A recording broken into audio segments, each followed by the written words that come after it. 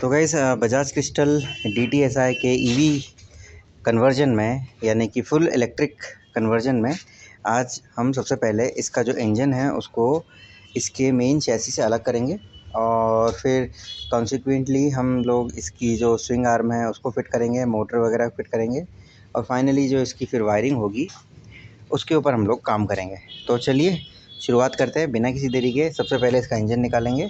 Engine निकालने के लिए जो इसका पेट्रोल टैंक है जो कि यहाँ पे दिया हुआ है, नीचे की तरफ इसका टैंक है। तो हमें करना ये होगा कि सबसे पहले इसकी जो पेट्रोल लाइन है उसको हमें क्लियर करना है ताकि किसी भी तरीके का कोई एक्सीडेंट होने से हम बच सकें। उसके बाद इंजन से जुड़े हुए जितने भी वायर, केबल और नट बोल्ट वगैरह ये सारी चीज़ें अलग करेंगे और फिर फाइनली जो फाउंडेशन है इसके यहाँ से इसके फाउंडेशन को अलग करेंगे और सस्पेंशन को अलग करके इसके इंजन को निकाल देंगे। तो चलिए शुरुआत करते हैं। तो ये है गाइस इसका बूट को खोलने के लिए हमें ये दो नट और ये दोनों नट पहले खोलने होंगे। अब बूट इसका देख सकते हैं कि काफ़ी बड़ा है इसका बूट है।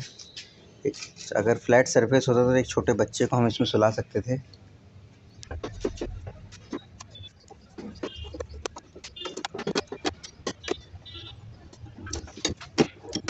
बूट को अलग हटा दो, एक वायर होगा उसमें, बस एक ये वायर निकाल दो।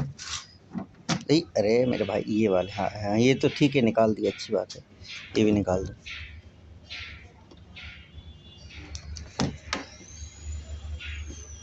इनमें से गाइस एक वायर इसके बूट लाइट का था और एक वायर इसके बजर का था।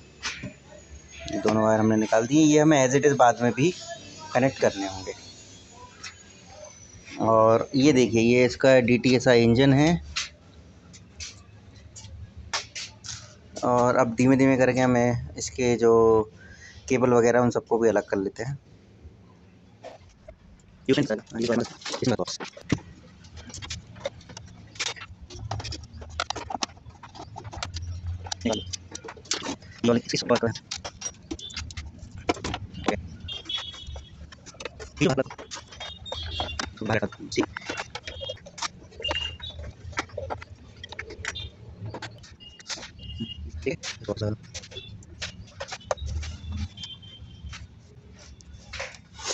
ये हो गया। अब ब्रेक वायर निकाल लो। हाँ ये भी निकाल लो। नहीं ये तो इंजन में ही लगा है। अरे ये तो इंजन में ही लगा है, उसको भी निकाल रहे हो? इंजन टू इंजन कुछ नहीं करना है, जो इंजन से बाहर गया उसको निकालना है केवल। इसको निकाल लेना जैसे बाद में।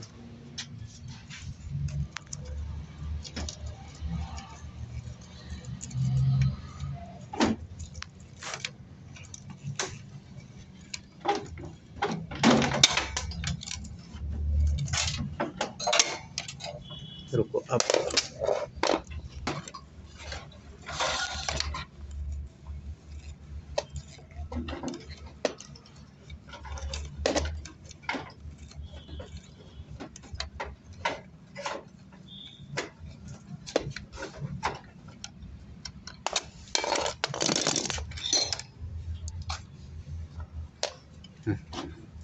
देखो अगर नीचे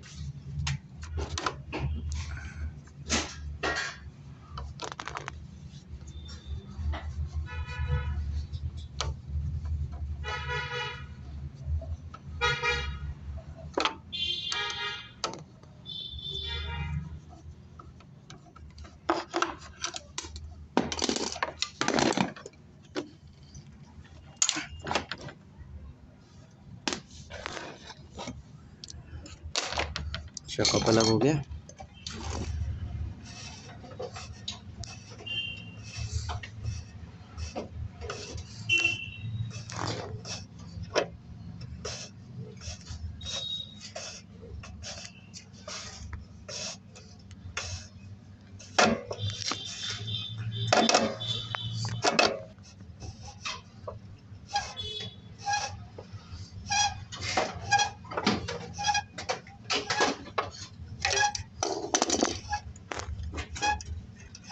निकल गया, खींचो उसको बाहर।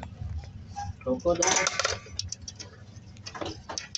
गाइस कुछ इस तरीके से हमने लगभग आधे से 1 घंटे की मेहनत के बाद में बजाज क्रिस्टल DTSI का जो इंजन है उसको उसके मेन फ्रेम से डिस्माउंट कर दिया है।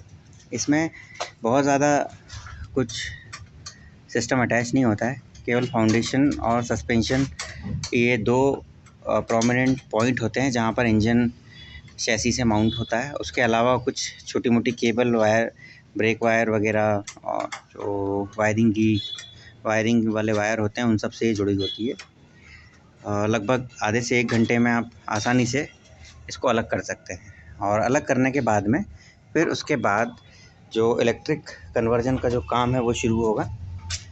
सबसे पहले यहाँ पर आप देख सकते हैं कि यहाँ पर जहाँ पर इंजन माउंट था, यहाँ पर हमें स्विंग आर्म फिट करनी है और उसी के प्रिपोर्शन में हमें यहाँ पर एक सिंगल सस्पेंशन की माउंटिंग तो यहाँ दी हुई है, एक दूसरे की माउंटिंग हमको यहाँ पर एडिशनली लगानी होगी। तो वो हम अपने अगले पार्ट में समझेंगे। तो बने रहिए हमारे साथ में और देखते रहिए मोटर लैब ईवीज़। और एक बात और मैं आपको कहना चाहूँगा कि अगर आप में से कोई भी ऐसे व्यक्ति जिनके पास में बजाज क्रिस्टल है और किसी कारण से वो इलेक्ट्रिक में कन्वर्जन नहीं करना चाहते हैं और उनको कुछ स्पेयर पार्ट्स, इंजन से संबंधित स्पेयर पार्ट्स की ज़रूरत है, तो आप नीचे लिखे हुए डिस्क्रिप्शन बॉक्स में कमेंट करके बात कर सकते हैं। इनसे संबंधित इस इंजन से संबंधित कोई भी चीज़ अगर आपको चाहिए होगी तो हमारी टीम आप तक ज़रूर पहुंचा देगी। जो भी मिनिमम चार्जेस होगा वो पेएबल रहेगा। उसके अलावा कवर, इंजन का कवर, साइलेंसर और पेट्रोल टैंक, ये सारी चीज़ें आप हमसे ले सकते हैं। अब यहाँ पर कुछ जो चीज़ें जो हमें यूज़ नहीं करनी है, क्योंकि ये बहुत ही इलेक्ट्रिकली ये गाड़ी बहुत ज़्यादा एडवांस है, तो इनमें हमें क्या क्या चीज़ें रखनी है और क्या क्या चीज़ नहीं रखनी है, ये बहुत कन्फ्यूजिंग मामला है इसमें। तो अधिकतर हमें जो इसके दोनों CDI हैं, क्योंकि ड्यूल स्पार्क प्लग इसमें होते हैं, वो निकाल देना है। पेट्रोल टैंक इस गाड़ी में बहुत ही अल्टीमेट जगह पर दिया हुआ है नीचे की तरफ, वो पेट्रोल टैंक हमें निकाल देना है। यहाँ पर जो सेल्फ़ स्टार्ट करने के लिए जो रिले वगैरह दिया हुआ है, ये कैपेसिटर और भी एडिशनल जो चीज़ें हैं जिनकी हमें ज़रूरत नहीं है फ़िलहाल, वो भी निकाल देना है। यहाँ पर ये एडिशनल एक्सेलरेशन को रेगुलेट करने के लिए दिया हुआ है, ये निकाल देना है, ये भी हम निकाल देंगे। इस तरफ की अगर बात करें तो ये थ्रॉटल हमें निकाल देना है। अब चूँकि ये लॉक वाला थ्रॉटल है, इसलिए हमें देखना पड़ेगा कि क्या क्या चीज़ें इसके साथ में और निकलेंगी। अगर इधर की मैं बात करूँ तो बैटरी हम ऑलरेडी निकाल चुके हैं, बैटरी की हमें ज़रूरत नहीं है। यहाँ पर अब देख सकते हैं कि ये जो मोटे वायर गए हैं, जो कि पीछे सेल्फ को स्टार्ट या ऑन ऑफ करने में, गाड़ी को ऑन ऑफ करने के काम आते थे, ये मोटे वायर भी हमें निकाल देना है, इनकी हमें ज़रूरत नहीं। और साथ ही साथ यहाँ पर ये जो फ्यूल चेम्बर है, फ्यूल टैंक है, फ्यूल टैंक की जो कैप है वो भी हमें निकाल देनी है। अच्छी बात यह है कि हम यहाँ पर इसी का यूज़ करते हुए ये जो जगह है गाइस, यहाँ पर हम एक अपना जो चार्जिंग सॉकेट है वो बहुत अच्छे से इंस्टॉल कर सकते हैं, क्योंकि एक पूरा हॉस पाइप यहाँ दिया हुआ है पीछे की तरफ। ये इसका एयर पाइप है, ये एयर पाइप और जो मेन हॉस पाइप है वो हम यहाँ इस पैनल को निकालने वाले हैं। और साथ ही साथ जो हमने मटेरियल अभी परचेस किया है श्रेयान ईवीज़ से, उसमें यहाँ पर एक क्रॉस माउंटिंग भी दी हुई है, जो कि सेकंड सस्पेंशन के लिए हम यूज़ करने वाले हैं। तो ये सब चीज़ें अभी हम निकालेंगे। तो आइए सबसे पहले इसका जो फ्यूल टैंक है उसको भी निकाल लेते हैं।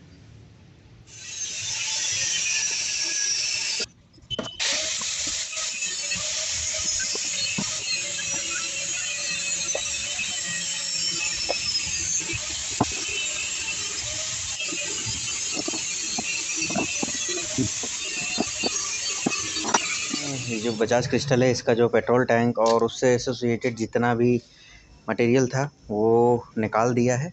और अभी आप देख सकते हैं कि इसकी जो एक पार्किंग लाइट है वो भी ऑन हो गई है, क्योंकि हमने इसकी जो मेन डायनोमा से आने वाला जो वायर थे, यहाँ पर आप ये सॉकेट देख सकते हैं, इसमें डायनोमा से आने वाले जो वायर थे वो येलो रेड पट्टी के साथ में एक वायर होता है और ब्लैक वाला, ये मेन डायनोमा 12 वोल्ट के होते हैं।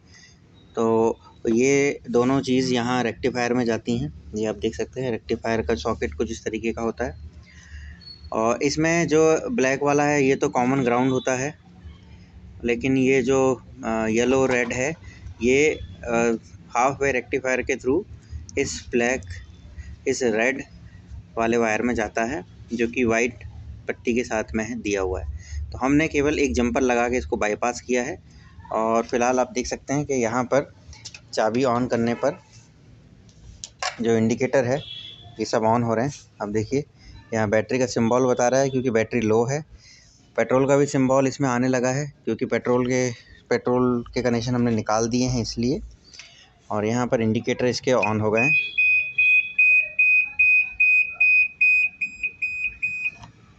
और बैटरी क्योंकि थोड़ी सी डाउन है इसलिए ये बैटरी का सिंबल भी बता रहा है।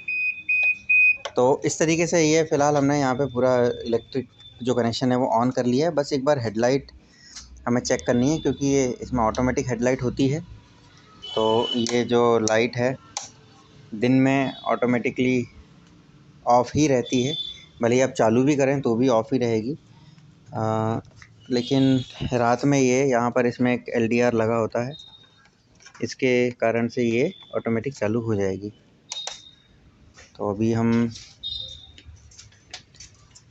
यहाँ पर जो फ्यूज़ है ये हम निकाल देंगे और साथ ही साथ ये जो वायर हैं इसके, ये वही वायर है जो वहाँ से चला था और यहाँ पर आ गया। यहाँ चाहें तो फ्यूज़ लगा सकते हैं बट इसकी कोई ज़रूरत नहीं है। और यहाँ पर भी आप देखें तो ये जो सॉकेट है इसमें से भी हमें केवल 2 वायर की ज़रूरत पड़ेगी। बाकी जो 2 वायर हैं उसको हम एंटी थेफ्ट में यूज़ कर सकते हैं, जो चाबी ऑफ़ करने पर शॉर्ट हो जाते हैं। तो अभी हम एक दूसरी बैटरी का यूज़ करेंगे जो थोड़ी अच्छी होगी, फिर हम इसके हॉर्न को भी एक बार चेक कर लेंगे। बाकी वैसे सप्लाई आ गई है तो बाकी सारी चीज़ें भी चालू हो जाएंगी। दोस्तों हमने जो हमारी बजाज क्रिस्टल थी उसका पूरे पैनल वगैरह निकाल दिए हैं, गाड़ी को पूरा नेकेट कर दिया है ताकि हम जो वेल्डिंग का काम है सेफली कर सकें और इसमें किसी तरीके कोई डैमेज ना हो। वायरिंग लूम को भी फ़िलहाल हमने एक तरफ कर दिया है। और ये है हमारी स्विंग आर्म जो कि हमने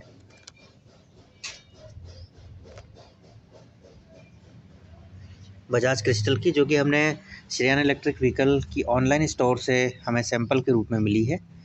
आप भी अगर चाहें तो अपनी बजाज क्रिस्टल के लिए स्विंग आर्म ऑर्डर कर सकते हैं। आपको डिस्क्रिप्शन बॉक्स में इसका परचेसिंग लिंक या अमेज़ॉन लिंक दोनों ही अवेलेबल हैं। अब अगर मोटर की बात करें तो मोटर हमने 750 वाट की एक यूज्ड मोटर ली है। ये भी हमें श्रेयान ईवी से ही मिली है। आप इसमें देख सकते हैं कि कुछ अल्ट्रेशन का काम भी किया हुआ है। और एक चीज़ जो कि हमें बाद में फेस करनी होगी वो है इसकी जो ब्रेक प्लेट है, इसमें यहाँ पर केबल को होल्ड करने के लिए, ब्रेक केबल को होल्ड करने के लिए कोई होल्डर नहीं दिया हुआ है और ना ही इसमें दिया हुआ है।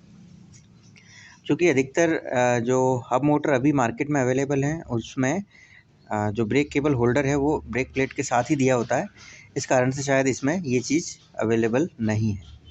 बाकी अगर ओवरऑल इस स्विंग आर्म की क्वालिटी की बात करें तो MS का मुझे लगता है ये बना हुआ है। और यहाँ पर इसके जो एग्जिस्टिंग सेंटर स्टैंड है उसके लिए भी माउंटिंग दी हुई है, प्लस सस्पेंशन के लिए दिया हुआ है। और यहाँ शायद स्टैंड को स्टॉप करने के लिए स्टॉपर दिया हुआ है। फाउंडेशन की अगर बात करें तो यहाँ पे फाउंडेशन बुश भी काफ़ी बढ़िया कंपनी वाले ही लग रहे हैं क्योंकि सामान्य रूप से दिए नहीं जाते हैं। और यहाँ की अगर बात करें तो यहाँ पे एक की बजाय 2 छेद दिए हुए हैं। इसका मतलब ये है कि जो इसका एग्जिस्टिंग मड फ्लैप है या रियर मड गार्ड है, हम उसका भी यूज़ इसमें कर सकते हैं। तो आइए सबसे पहले इस स्विंग आर्म को इस मोटर के साथ में फ़िट करते हैं, प्लस इसका जो मड फ्लैप है उसको लगाते हैं और इस स्विंग आर्म को इस गाड़ी के साथ में फ़िट कर लेते हैं। और उसके बाद में इसकी एक थोरो क्लीनिंग हम लोग करेंगे क्योंकि अभी भी इसमें ऑयल के कुछ ट्रेसेस बाकी हैं यहाँ पे, ताकि एक तरीके से ये जो पूरा इसका चैसी है वो अच्छा साफ़ सुथरा हो जाए, उसके बाद काम करना आसान होगा। तो आइए स्विंग आर्म को इसमें लगाते हैं। तो ऐसा कुछ इस तरीके से हमने थोड़ी देर की मेहनत के बाद में ये जो हमारी स्विंग आर्म है इसमें मोटर को फिट कर लिया है। और आप देख सकते हैं कि यहाँ पर हम बाद में इसकी ब्रेक प्लेट के लिए जो माउंटिंग है वो भी कुछ यहीं पे बनाएंगे। जैसे कि ब्रेक प्लेट स्टॉपर यहाँ लगा हुआ है, हमें जो इसकी माउंटिंग है वो भी हम चाहें तो यहाँ से डायरेक्ट वेल्ड कर सकते हैं इस स्विंग आर्म में, या चाहें तो इस नट के थ्रू केबल लगा सकते हैं। पर ये एक बात की बात है, अभी फ़िलहाल हमें इसका जो मड फ्लैप है वो एक इम्पॉर्टेंट चीज़ है, हम उस मड फ्लैप को लगाते हैं। तो गाइस यहाँ पर वैसे तो 2 छेद दिए हुए हैं, सामान्य रूप से एक ही आता है, लेकिन आप देख सकते हैं क्योंकि ये जो कंपनी फिटेड मड फ्लैप है उसको शायद ध्यान में रखते हुए श्रेयान ईवीज़ वालों ने इसमें 2 छेद किए हुए हैं। तो हम ये कर सकते हैं कि यहाँ पर एक एल टाइप की पत्ती बना के इसमें कर सकते हैं और उसको इससे जोड़ देंगे, और एक छेद करके यहाँ पे जोड़ सकते हैं। और जो इस तरफ वाला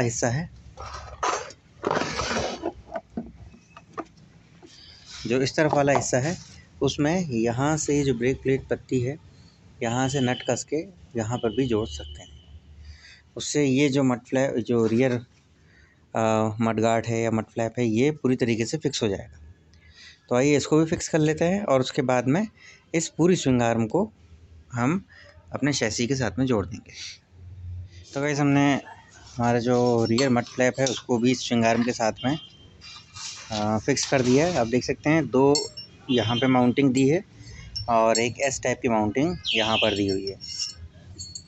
अब आइए ये जो स्विंग आर्म है इसको हम शैसी के साथ में माउंट कर देते हैं।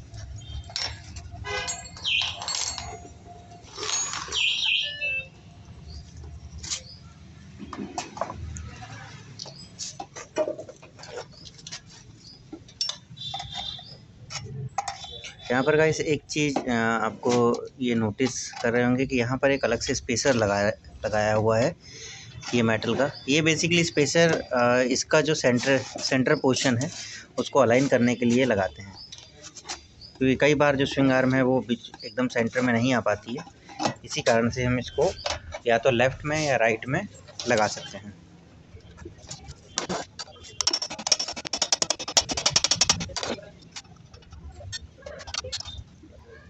तो गाइस ये जो यहाँ पर आप ये वाला जो पोर्शन देख रहे हैं ये आपको स्विंग आर्म के साथ ही मिलेगा।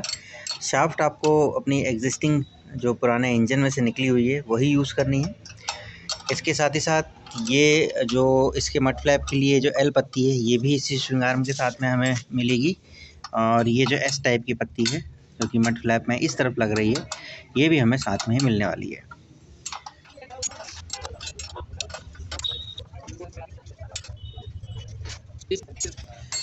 तो गाइस अब ये स्विंग आर्म यहाँ पे कंप्लीट हो गई है। अब देखिए कसने के बाद में अगर इसका सेंट्रल अलाइनमेंट अगर देखा जाए तो जो व्हील है वो बिल्कुल सेंटर टू सेंटर है। जो मड फ्लैप है, जो आउटर मड फ्लैप है उसके बिल्कुल बीचों बीच में है ये। और कई बार अगर ये बीचों बीच में ना भी हो तो हम इस तरफ वाइसर लगा के या इस तरफ वाइसर लगा के इसको सेंटर में ला सकते हैं। अब आइए इसके शॉकअप को फिट कर लेते हैं। यहाँ पर हमने स्विंग आर्म को लगाने के बाद में जो इसकी सस्पेंशन है इसको भी फिट कर दिया है, और यहाँ पर आप देख सकते हैं कि इसकी एक ट्रायंगल शेप की जो सस्पेंशन माउंटिंग है वो भी यहाँ पे फिट हो गई है। ज़्यादा पीछे हो गई, ठीक है।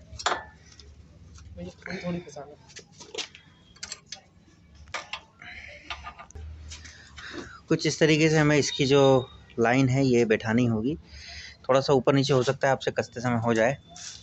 तो यहाँ पर आप देख सकते हैं दोनों जो सस्पेंशन है बिल्कुल एक लाइन में दिख रहे हैं स्विंग आर्म से लगे हुए। अब यहाँ पर हमें सिर्फ केवल इसमें वेल्डिंग करनी है, और वेल्डिंग करने के बाद में ये माउंटिंग फिक्स हो जाएगी, और उसके बाद में जो इसका सेंटर स्टैंड है उसकी माउंटिंग भी यहाँ दी हुई है। हमें इसका सेंटर स्टैंड लगा के आज इस वीडियो को ख़त्म करना है। तो चलिए सबसे पहले इसमें वेल्डिंग कर लेते हैं और फिर उसके बाद में इसमें सेंटर स्टैंड लगाएंगे।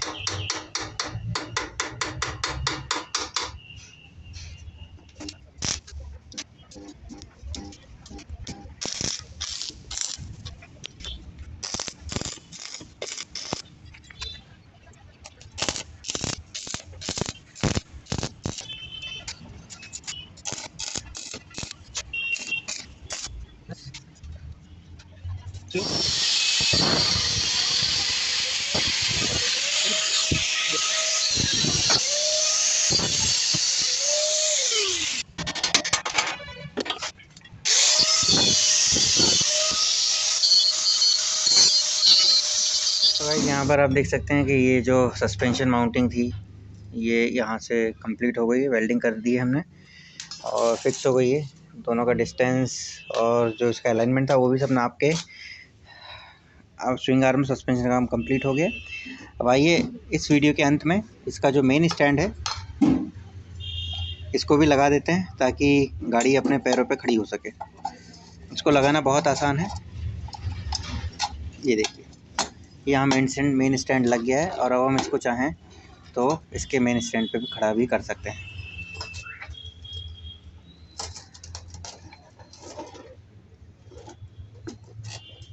ठीक है, अभी इसका स्टैंड काफ़ी ज़्यादा क्या कहें बिल्कुल वर्टिकल है, अभी इसमें इंक्लिनेशन नहीं है। तो अभी एक दो बार जब हम इस गाड़ी को अनस्टैंड करेंगे तो ये ऑटोमेटिकली अपने शेप में आ जाएगी और थोड़ा सा रुक जाएगा। अभी फ़िलहाल इसका जो स्प्रिंग वाला सिस्टम है वो हम कर देते हैं करेंगे। यहाँ से इसका स्प्रिंग लगेगा तो स्प्रिंग यहाँ से इसके बीच में लगेगा। तो आइए एक स्प्रिंग भी इसमें लगा देते हैं ताकि स्टैंड हमारा झूले नहीं। हाँ है ना। तो गाइस कुछ इस तरीके से हमने हमारा जो सेंटर स्टैंड है वो भी इसमें फ़िट कर लिया है।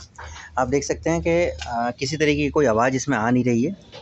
जो इसमें रबर का जो काम था, रबर का सेंटर स्टैंड का जो स्टॉपर था वो बिल्कुल सही जगह पे लगा हुआ है यहीं पर, और कंपनी फिटेड जो रबर है वो भी प्रॉपर काम कर रही है अपना। छोड़ी पूरा छोड़ी था। ये देखिए तो किसी तरीके की कोई मेटल टू मेटल कांटेक्ट वाला साउंड इसमें नहीं है। और तो गाइस ये तो था आज का हमारा वीडियो जिसमें हमने आज आपको स्विंग आर्म के बारे में बताया। जो मोटर थी हमने उसको इसमें फ़िट किया, मड फ्लैप को फ़िट किया और सेंटर स्टैंड को फ़िट किया, सस्पेंशन माउंटिंग को वेल्ड किया। इसमें अब आप कंफ्यूज होंगे कि हमने नई मोटर क्यों नहीं ली। तो बेसिकली ये बात अब मैं आपको बता देता हूँ, क्योंकि ये श्रेयान ईवीज़ के द्वारा मिला हुआ मटेरियल है और हम ये जो गाड़ी कन्वर्ट कर रहे हैं ये एक डेमो पर्पस से तैयार कर रहे हैं। ये किसी कस्टमर ने नहीं बनवाई है, हम केवल ट्रेनिंग और क्वालिटी एश्योरेंस पर्पस से ये सब वीडियो तैयार कर रहे हैं। इस कारण से जो मोटर है वो हमने सेकेंड हैंड यूज़ की है, क्योंकि नई मोटर यूज़ करने का कोई मतलब नहीं है, क्योंकि कस्टमर की डिमांड ऐसी नहीं है, क्योंकि इस गाड़ी का कोई कस्टमर ही नहीं है। तो फ़िलहाल इस गाड़ी को हम डेमो पीस में तैयार करेंगे और बाकी लोगों को टेस्ट ड्राइव के लिए देंगे ताकि वो भी अपनी गाड़ी को इलेक्ट्रिक में कन्वर्ट कर सके।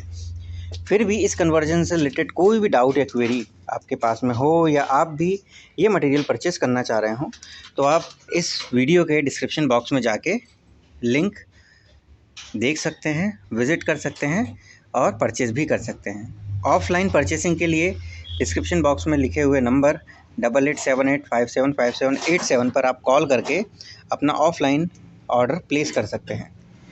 अब यहाँ पर जो गाड़ी है वो अपने दोनों पहियों पे है। उसके बाद में जो सबसे इम्पॉर्टेंट चीज़ आती है वो है इसकी ब्रेक केबल को रोकना, क्योंकि जब तक ये ब्रेक केबल स्टॉपर हम नहीं लगाएंगे या ब्रेक केबल होल्डर हम इसमें नहीं लगाएंगे तब तक हमारा रियर ब्रेक जो है वो काम नहीं करेगा।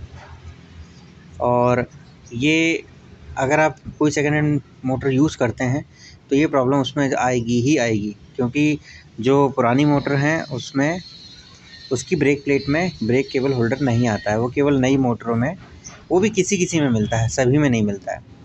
तो उसका हमने एक 3 mm बाय 19 mm का या 22 mm का एक आई सेक्शन लिया है हमने और उसको हम कुछ इस तरीके से अब लगाने वाले हैं। यहाँ पर हम एक छेद करेंगे जिससे कि ये आई सेक्शन सस्पेंशन के इस वाले हिस्से में माउंट हो जाएगा और ये यहाँ पर इतनी ही जगह पर हम यहाँ से इसको कट करेंगे और एक टी जॉइंट यहाँ से इस वाले सेक्शन से इस वाली ये जो मोटर लॉक का 10 mm का जो बोल्ट है उसमें हम इसको फिट करेंगे। तो कुछ इस तरीके से हमें अपना जो ये जो जॉब है उसमें यहाँ पर हमें एक छेद करना होगा और फिर लगभग इस हिस्से को यहाँ से कट करना होगा और इस वाले हिस्से में हम इसको वेल्ड कर देंगे। ये बेसिकली एक पाइप है जो सस्पेंशन में से आपको मिल सकता है। शॉकअप के निचले हिस्से में ये लगा हुआ होता है और इसी के अंदर से बोल्ट इसमें कस जाता है। तो इसको हम यहाँ पे लगाएंगे और एक आई सेक्शन, इस आई सेक्शन से एक टी जॉइंट हम देंगे, उसमें भी एक छेद होगा, वो कुछ यहाँ पर आके फिक्स हो जाएगा। तो आइए इसको बना लेते हैं और जो ब्रेक केबल का जो काम है उसको ख़त्म करते हैं। हमने इसकी जो ब्रेक असेंबली वाला सिस्टम है वो पूरी तरीके से कंप्लीट कर लिया है। यहाँ आप देख सकते हैं कि हमने सपोर्ट के लिए जो इसमें टी जॉब जो बनाया था उसमें एक हमने यहाँ नट कसा है और एक मोटर लॉक के साथ में नट कसा हुआ है। यहाँ पर अगर देखा जाए तो यहाँ पर हमने वही जो पाइप था छोटा, उस पाइप को यहाँ पे वेल्ड किया है और ब्रेक केबल यहाँ बहुत आसानी से फिट हो गई है और जो ब्रेकिंग सिस्टम है वो भी बहुत बढ़िया तरीके से काम कर रहा है।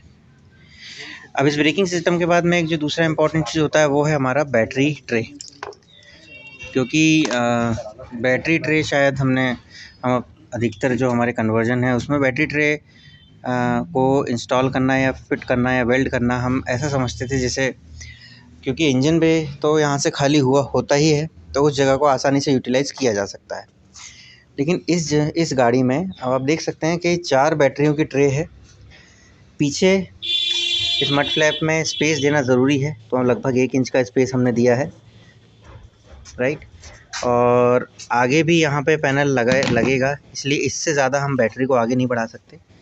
तो कुल मिला के 3 बैटरियाँ एक बार में रखा सकती हैं, ये कुछ इस तरीके से।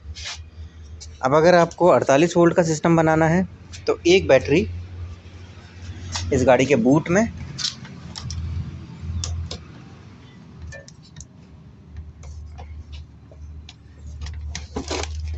इतना बड़ा इसका बूट है, एक बैटरी चाहे तो यहाँ पे इस तरफ रख सकते हैं या फिर कहीं भी जगह बना के इसको हम प्लेन कर सकते हैं, क्योंकि अब इंजन हट गया है तो इस जगह को हम प्लेन कर सकते हैं बिल्कुल सीधा सीधा।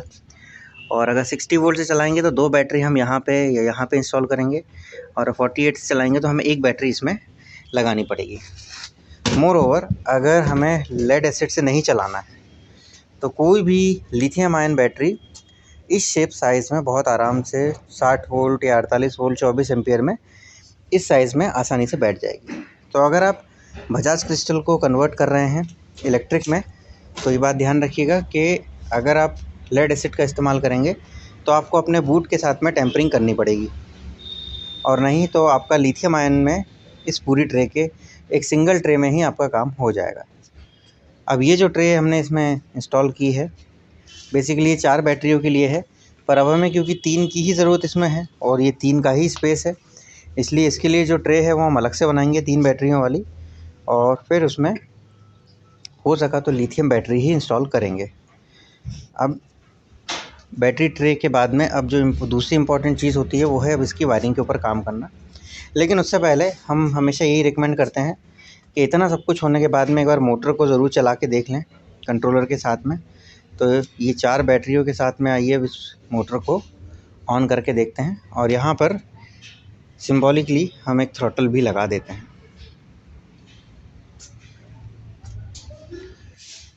तो गाइस अभी फ़िलहाल हमने आप देख सकते हैं कि जैसे हमने जो लेड एसिड बैटरी है उसकी बजाय हमने अभी सैंपल के लिए या फिर टेस्टिंग के लिए लिथियम आयन बैटरी को रखा है और ये बिल्कुल परफेक्टली इसमें फिट हो गई है। और साथ ही साथ हमने अब इसके जो टेम्प्रेरी कनेक्शन है वो भी कंट्रोलर के साथ में कर दिए हैं। ये हमारा 750 वाट का कंट्रोलर है और ये यहाँ पर पैरेलल कनेक्टर और इसका जो हॉल सेंसर के वायर हैं ये भी हमने जोड़ दिए हैं। ये इसके प्लस माइनस के मेन वायर हैं और साथ ही साथ जो थ्रॉटल के वायर हैं वो भी हमने जोड़ दिए हैं। इसका इग्निशन की का वायर जो कि प्लस के वायर के साथ में डायरेक्ट अटैच होता है वो भी हमने जोड़ दिया है। और अब आइए इसको हम लगा देते हैं।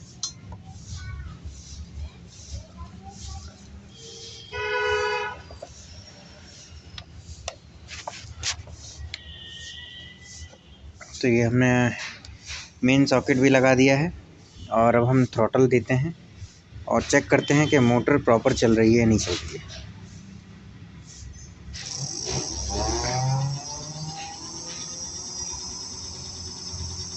तो आप देख सकते हैं कि मोटर कंट्रोलर यहाँ पर ओके हैं। तो फ़िलहाल अब हम ये करेंगे कि जब हम अभी हमारी टेस्टिंग हो गई है यहाँ से कंप्लीट, तो अब हम इसकी बैटरी ट्रे को फाइनल करेंगे और अपने अगले वीडियो में हम इसके जो लाइट और एसेसरीज़ है, यानी कि जो डीसी टू डीसी कन्वर्टर है, उसको किस तरीके से फ़िक्स करेंगे और किस तरीके से इसकी जो वायरिंग लूम है उसको थोड़ा सा सुलझाने की कोशिश करेंगे, क्योंकि ये टेक्निकली बड़ी एडवांस गाड़ी थी। तो इसमें से हमें ये चेक करना होगा क्या क्या वायर, कौन कौन से सॉकेट हमको रखना है और कौन कौन से निकाल देना है। तो बने रहिए हमारे साथ में और देखते रहिए बजाज क्रिस्टल का ईवी कन्वर्जन। और जाने से पहले हमारे चैनल को सब्सक्राइब ज़रूर कीजिएगा, क्योंकि चैनल पे सब्सक्राइब काउंट ऑलमोस्ट 12 से 13% ही है, जो कि बहुत कम है। तो अगर आप चाहते हैं कि हम लगातार आपके लिए नई नई गाड़ियों, अलग अलग गाड़ियों के ऊपर कन्वर्जन वीडियोस लेके आएँ, तो ज़्यादा से ज़्यादा हमारे चैनल को सब्सक्राइब कीजिए और अपने दोस्तों के साथ में शेयर कीजिए। अभी फ़िलहाल आप देख सकते हैं कि हम यहाँ पर बैटरी ट्रे को फिट करने वाले हैं और साथ ही साथ इसकी जो क्लैंपिंग है वो भी करेंगे। तो यहाँ पे मैं कुछ अगर आपको दिखाऊं, तो ये जो ट्रे है ये तो बनी बनाई आपको किट के साथ में मिल जाएगी।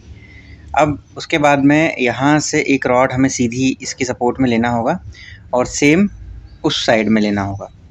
साथ ही साथ इसमें यहाँ पर नीचे की तरफ आप देख सकते हैं कि हमने ये सस्पेंशन के मूवमेंट को प्रोटेक्शन के लिए, ताकि जब गाड़ी का सस्पेंशन चले तो ये ट्रे से न टकराए। ये देखिए, तो लगभग 1.5 इंच के आसपास हमने जगह ली है और सेम उतनी ही जगह हमने यहाँ पे ली है। तो इसके नीचे से हमें एक पैरेलल पत्ती देने वाले हैं यहाँ से यहाँ तक, और वो उसको हम इस मेन चेस्ट फ्रेम से वेल्ड कर देंगे। अब चूँकि इसके नीचे केवल 3 बैटरियों की जगह है, तो एक बैटरी हम लोग इस बूट को यहाँ से पहले प्लेन कर लेंगे, काट देंगे, और एक बैटरी यहाँ पर फिक्स कर देंगे, अगर लेड एसिड से काम होता है तो। नहीं तो लिथियम के लिए ये जो ट्रे है ये मोर देन इनफ है। इतने बड़े ट्रे में हम बहुत आराम से 60 वोल्ट 24 एम्पियर या 60 वोल्ट या 48 वोल्ट 30 एम्पियर तक की बैटरी इसमें यहाँ पर रख सकते हैं लिथियम आयन में। अगर एलपीएफ की बात करें, एलएफपी की बात करें, लिथियम फॉस्फेट की, तो थोड़ा सा साइज़ छोटा पड़ेगा। तो आइए वाली ट्रे को माउंट कर लेते हैं, इसमें वेल्ड कर लेते हैं और फिर इसमें बैटरी रख के इसकी वायरिंग के ऊपर काम करेंगे।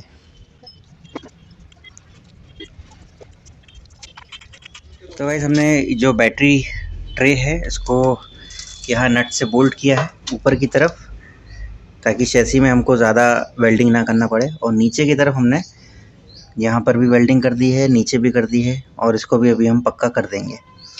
अब इसके बाद में जो दूसरा एक इम्पॉर्टेंट काम होगा वो ये होगा कि जो पैरेलल कनेक्टर है इसको मोटर के पास ही हमें माउंट करना होता है। उसका लॉजिक ये है कि कभी अगर पंचर हो जाए तो आसानी से खुल जाए। तो पैनल लगने के बाद में ये वाला जो पोर्शन है पैनल यहाँ तक रहता है, तो हम छोटे पेचकस से इसको खोल सकते हैं। उस हिसाब से हम सोच रहे हैं कि ये आ जाए। तो हम यहाँ पर 2 छेद करेंगे जिससे कि ये पैरेलल कनेक्टर यहाँ पर टाइट हो जाए। तो आइए ये वाला काम भी कर लेते हैं।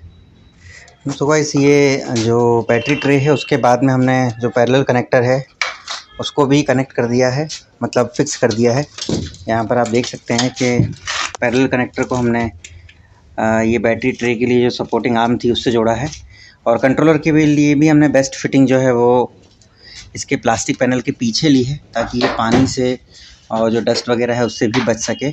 और एक प्रॉपर एयरी, मतलब फुल वेंटिलेटेड जो पार्ट है वो होना चाहिए, ताकि ये अगर जब गर्म हो तो आसानी से इसको हवा या फिर जो एयर सर्कुलेशन है वो मिल सके। तो अभी फ़िलहाल इसकी वायरिंग को हमें, क्योंकि इसकी वायरिंग बहुत बड़ी है, तो हम इसको यहीं पे रोल करके यहाँ पे कनेक्ट करेंगे। तो आइए वाला काम जो बैटरी कैपेसिटी इंडिकेटर है उसको माउंट करने के लिए हमने इसका जो ओडोमीटर है उसको भी निकाल लिया है। यहाँ पर आप देख सकते हैं कि ये इसके जो अधिकतर जो लॉक थे वो यहाँ से टूट गए हैं। तो अभी फ़िलहाल हम इसको पूरे को निकाल लेंगे ताकि इसको प्रॉपर तरीके से लगा सके। और यहाँ पर इसका जो स्पीडोमीटर केबल है ये भी आप देख सकते हैं कि हम पहिए को घुमा रहे हैं लेकिन ये घूम नहीं रहा है। इसका मतलब ये है कि ये मीटर भी इसका ख़राब है। तो कुल मिला के हमें मीटर के ऊपर भी काम करना पड़ेगा अब। और साथ ही साथ हमें यहाँ पर ये जो इग्निशन लॉक है इसके ऊपर भी, इसकी वायरिंग को भी समझना है, क्या क्या चीज़ें हमें रखनी है और क्या क्या चीज़ें चेंज करनी है। तो आइए सबसे पहले जो बैटरी कैपेसिटी मीटर है उसको लगा लेते हैं इसके ओडोमीटर में। तो गाइस ये है इसका ओडोमीटर, आप देख सकते हैं। और यहाँ पर अगर हम इसको खोलें तो ये जो पेट्रोल गेज है यहाँ पे, अगर हम इन सब चीज़ों को निकाल दें तो भी एक डिसेंट स्पेस हमें मिल जाता है। पर उसके बाद भी थोड़ा सा हमें डाउट है कि ये यहाँ पर बैटरी कैपेसिटी मीटर इतनी आसानी से नहीं आएगा। तो उसके लिए हमें शायद कुछ चेंजेस करने पड़ें, जैसे कि यहाँ पर आप देख सकते हैं कि ये जो एक सिल्वर फ्रेम है इसको शायद हमें काटना पड़े यहाँ से। तो आइए सबसे पहले तो जो मीटर है हमारे पास में उसको देख लेते हैं कि वो किस साइज़ का है। तो गाइस ये है हमारे पास में इसका जो बैटरी कैपेसिटी इंडिकेटर है वो, और यहाँ पर आप देख सकते हैं ये है इसका शेप और साइज़। और ये हमारे पास में जो बैटरी कैपेसिटी मीटर है ये पूरी तरीके से ऑटोमेटिक है। 12 वोल्ट से लेके तो 72 वोल्ट तक हम इसमें कोई सी भी बैटरी अगर यूज़ करते हैं तो ये ऑटोमेटिकली डिटेक्ट कर लेगा। और यहाँ पर आप देख सकते हैं कि ये इसका मीटर कंसोल है जिसको कि हमने निकाल दिया है बाहर की तरफ। और इसमें ये एक इस तरीके से ये भी लगा हुआ था, ये भी हमने निकाल दिया है ताकि यहाँ पर ये जो शेप है इसका ये प्रॉपर तरीके से आ सके। अब आइए इसको पहले इसकी ये जो फाइबर प्लेट है ये वाली, इसको बाहर निकाल लेते हैं और फिर देखते हैं कि हमें किस साइज़ का काटना है इसको। तो इसको बाहर निकालने के लिए सबसे पीछे की तरफ जितने भी नट बोल्ट दिए हुए हैं ये सब हमें खोलने होंगे। तो आइए खोल लेते हैं फटाफट।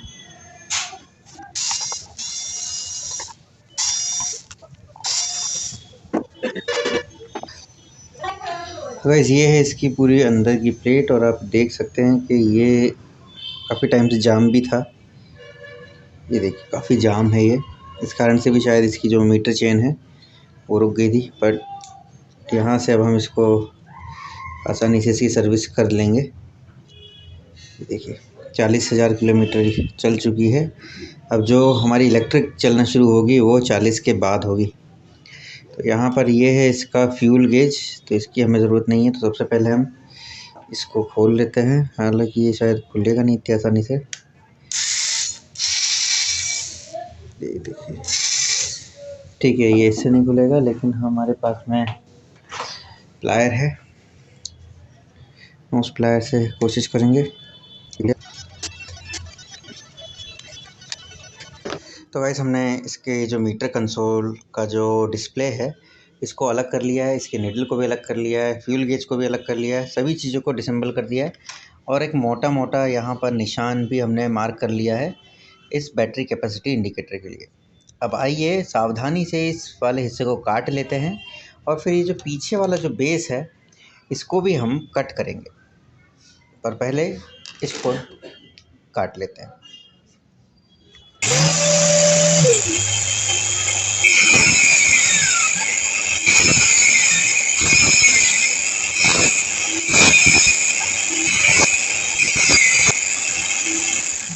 तो वैसे थोड़ी सी देर की मेहनत के बाद में हमने ये जो बैटरी लेवल इंडिकेटर है या फिर कहें कि एसओसी को हमने जो क्रिस्टल का जो ओडोमीटर था उसमें फ़िक्स कर लिया है, और दिखने में भी काफ़ी ठीक ठाक ही दिख रहा है। अब आइए इसको वापस से पैक कर देते हैं। और साथ ही साथ जब हमने इसको खोला है तो इसमें जितने भी फिलामेंट बल्ब हैं आप देख सकते हैं, तकरीबन 3 से 4 इसमें फिलामेंट बल्ब हैं, उन सभी को भी हम एलईडी में कन्वर्ट कर देंगे ताकि जो इलेक्ट्रिक कंजम्पशन है वो कम हो। तो गाइस यहाँ पर आप देख सकते हैं कि हमने इसकी जो सॉकेट है उसमें से इसके जो कंसोल के जो बैक लाइट के वायर हैं उनको सेलेक्ट किया है। कंपैरेटिवली ये ब्लैक वाला वायर है एक, और इसके साथ में येलो ब्लैक पट्टी के साथ में है नीचे वाला वायर, ये देख सकते हैं आप। और अब जब हम इसमें 12 वोल्ट दे रहे हैं तो यहाँ पर बैकलाइट जो है बढ़िया जल रही है। मैं सबसे पहले फ्लैश ऑफ कर देता हूँ। तो आप देख सकते हैं कि मैंने फ्लैश ऑफ कर दिया है और ये जो लाइट है ये काफ़ी बढ़िया जल रही है 12 वोल्ट से। और जैसे अब हम इनको निकालते हैं यहाँ से, और इसमें हमने ये 2 LED हम लोग हमारे पास में है, जो कि जो किट है, किट के साथ भी ऑर्डर कर सकते हैं, ऑप्शनल है। ओके, थोड़ा सा मुझे सावधानी से इसको निकालना होगा, नहीं तो भंडारा कभी भी हो सकता है।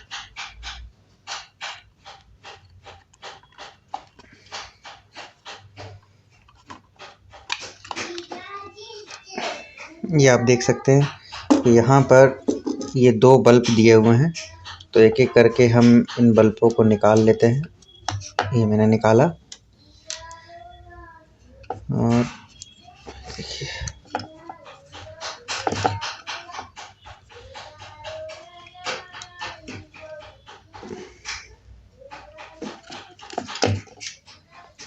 और अब इन बल्बों की जगह पे हम ये ब्राइट LED लगाने वाले हैं। पहले लगा के हम लोग चेक कर लेंगे कि ये बराबर जल रही है नहीं जल रही है। तो ये जल रही है, और ये भी जल रही है। तो ये दोनों LED हमने इसमें अब लगा दी है, और अब देखते हैं कि LED लगने के बाद में जो मीटर है वो कैसा दिखता है। तो वैसे तो काफ़ी बढ़िया दिखता है, एकदम वाइट लाइट इसमें दिख रही है, आप ये देख सकते हैं। और साथ ही साथ जब ये बैटरी लेवल इंडिकेटर भी ऑन हो जाएगा तो भी इसका लुक काफ़ी अच्छा दिखने वाला है। तो फिलहाल मैं अब आपको ये भी बता देता हूँ कि हमने केवल बैक लाइट की LED चेंज की है, बाकी सारे इंडिकेटर्स वैसे के वैसे ही, बहुत ज़्यादा यूज़ नहीं होते हैं, रेगुलरली केवल बैक लाइट यूज़ होती है, इसलिए हमने बैक लाइट को चेंज किया है। तो अगर आप भी अपने किट में बैक लाइट को रखेंगे तो ज़्यादा अच्छा होगा, वो एक ऑप्शनल चीज़ है। अब आइए इसको गाड़ी में वापस फिट कर देते हैं। यहाँ पर हमने ये जो मीटर कंसोल है उसको लगा लिया है। वायरिंग अभी हमने फ़िलहाल इसकी पूरी तरीके से नहीं की है, क्योंकि इसकी जो मीटर चेन है वो अभी मार्केट में अवेलेबल नहीं है। यहाँ पर आप देख सकते हैं ये मीटर कंसोल, ये जो चेन है पूरी तरीके से डैमेज है, और यहाँ पर इसका जो फ्रंट व्हील है इसको भी हमने खोल रखा है। और अब इसके बाद में ये जब हमें मीटर चेन मिलेगी तो हम इसमें मीटर कंसोल का काम आगे करेंगे। फ़िलहाल अब हम इसके चार्जिंग सॉकेट पे आ जाते हैं। अब देख सकते हैं कि यहाँ पर इसमें बहुत ही बढ़िया चार्जिंग के लिए ये सॉकेट दिया हुआ है, जो कि इसी चाबी से खुलता है। यहाँ पर आप देख सकते हैं थोड़ा जाम है, तो यहाँ पे बहुत बढ़िया सिस्टम है, जिससे कि ये जो चार्जिंग कैप है ये आसानी से निकल जाया करेगी। खींचो उसको।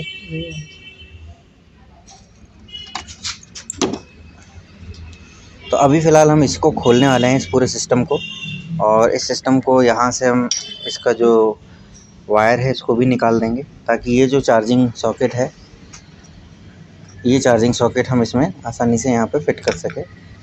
और हम ऐसा कुछ सिस्टम करेंगे ताकि जब भी ये कैप ओपन हो, यहाँ पे कुछ लाइट वगैरह भी जले, जिससे इसका जो लुक है थोड़ा डिसेंट हो जाएगा।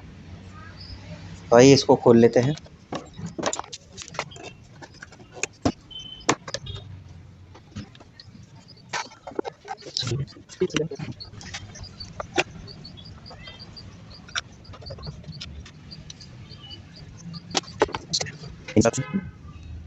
तो ये जो ये फ्यूल का जो हॉस असेंबली है, इसमें हम फ़िलहाल ये कर सकते हैं कि ये जो इसकी कॉलर है इसको पूरा तरीके से काट देंगे, जिससे कि ये इसके सरफेस पे आ जाएगा, और उसको एक बार साफ़ करके और इसमें एक गोल स्ट्रिप यहाँ पे लगा सकते हैं इसी तरीके से।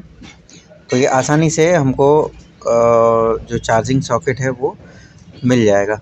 यहाँ पे हम इसको लगा सकते हैं, वायर भी पीछे से बहुत आसानी से निकाल सकते हैं।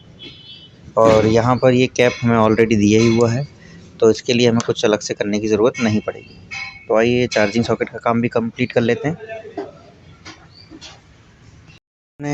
थोड़ी देर की मेहनत के बाद में ये जो हमारा चार्जिंग सिस्टम है इसको कंप्लीट कर लिया है। देख सकते हैं पुराने सिस्टम की जगह पे अभी केवल ये रह गया है और काफ़ी अच्छा है। और अभी जैसे गाड़ी कंप्लीट होगी तो हम ये जो यहाँ पे पेट्रोल का जो साइन है इसकी जगह पे हम एक पावर का साइन बना के यहाँ चार्जिंग इंडिकेट कर सकते हैं। अब आइए इसकी जो वायरिंग है, अब बाकी इसके ऊपर काम कर लेते हैं। वायरिंग इसकी यहाँ तक कंप्लीट हो गई थी। अब हमें इसके की स्विच के ऊपर काम करना है ताकि हम इसको आसानी से ऑपरेट कर सकें। जैसे इसमें यहाँ पर आप देख सकते हैं कि 2 वायर दिए हुए हैं।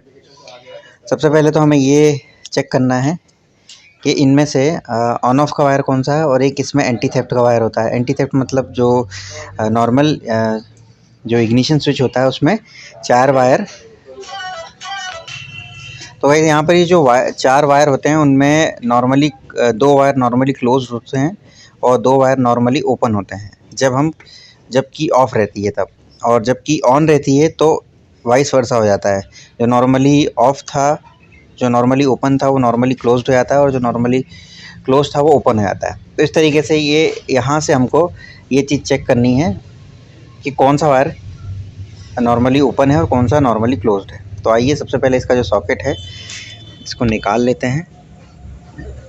तो वैसे ये बजाज क्रिस्टल की जो अब हेडलाइट है वो भी हमने सेंसर से हटा के डायरेक्ट कर दी है। वैसे तो इसका जो स्विच है वो बाईपास कर देता है, जैसे कि अभी फ़िलहाल हमने इसकी सप्लाई जोड़ रखी है 12 वोल्ट एडाप्टर से। तो यहाँ पर आप देख सकते हैं कि ये बहुत आसानी से इसकी हेडलाइट ऑन हो रही है। ये इसका पार्किंग है और ये इसकी हेडलाइट है, ये देखिए।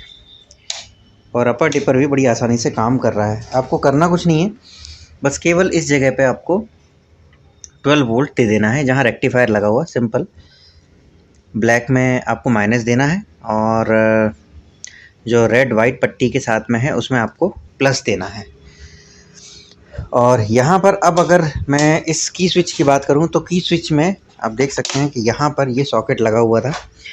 इन 2 सॉकेट में भी एक वायर यहाँ पर आप देख रहे हैं कि ये एक प्योर रेड है और दूसरा रेड वायर है विथ वाइट पट्टी। तो इन दोनों वायरों को आपको यहाँ से परमानेंटली कट करके जॉइंट कर देना है, जंप कर देना है, ताकि ये जो यहाँ का जो सर्किट है ये परमानेंटली ऑन हो जाए। क्योंकि अब इसके बाद में जो स्विचिंग होगी वो 48 वोल्ट या 60 वोल्ट से होने वाली है। और ये जो 2 वायर हैं ये भी आपको निकाल देना है। ये जो 2 वायर हैं ये भी आपको खुले छोड़ दीजिएगा क्योंकि ये CDI कॉइल के हैं। और अब क्योंकि इसमें से CDI कॉइल निकल चुकी है तो इस वायर का कोई औचित्य नहीं है। तो आइए इनको कट कर देते हैं सबसे पहले। और कट करने के बाद में इनको सोल्डरिंग से अच्छे तरीके से आप जॉइंट कीजिएगा, है ना।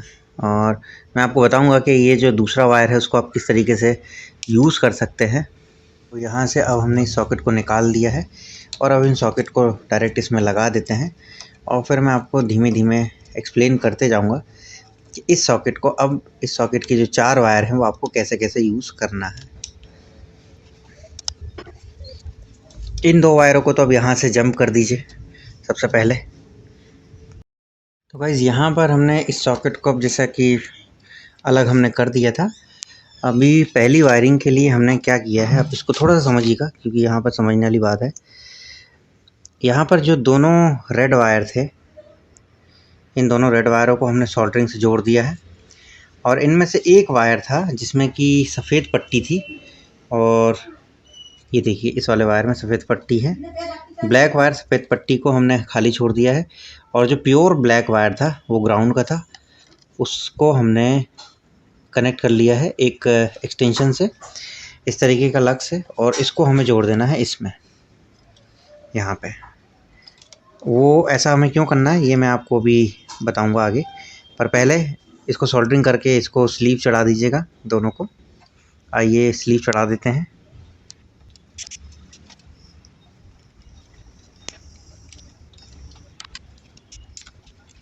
और अब ये जो एक वायर निकला है सिंपल सा, इसको यहाँ पर हमें ग्राउंड कर देना है।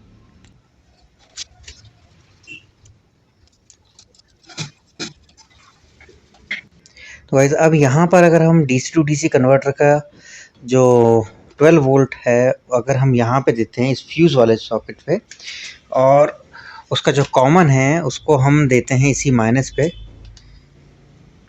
और अगर हम इस वायर को अलग कर देते हैं तो ये सेपरेट वायर है, हम 48 वोल्ट यहाँ पर ले सकते हैं। तो उसको भी जोड़ के हम पहले तो इसमें सप्लाई देके देखते हैं कि सारे फंक्शन काम कर रहे हैं या नहीं कर रहे हैं।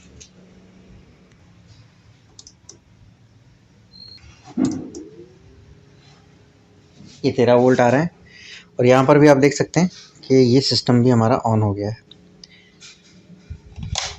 लाइट भी ऑन है हमारी हेडलाइट। तो कुल मिला के सारा सिस्टम यहाँ से ही हमने ऑपरेट कर लिया है। अगर हम चाहें तो इस वाले को निकाल सकते हैं।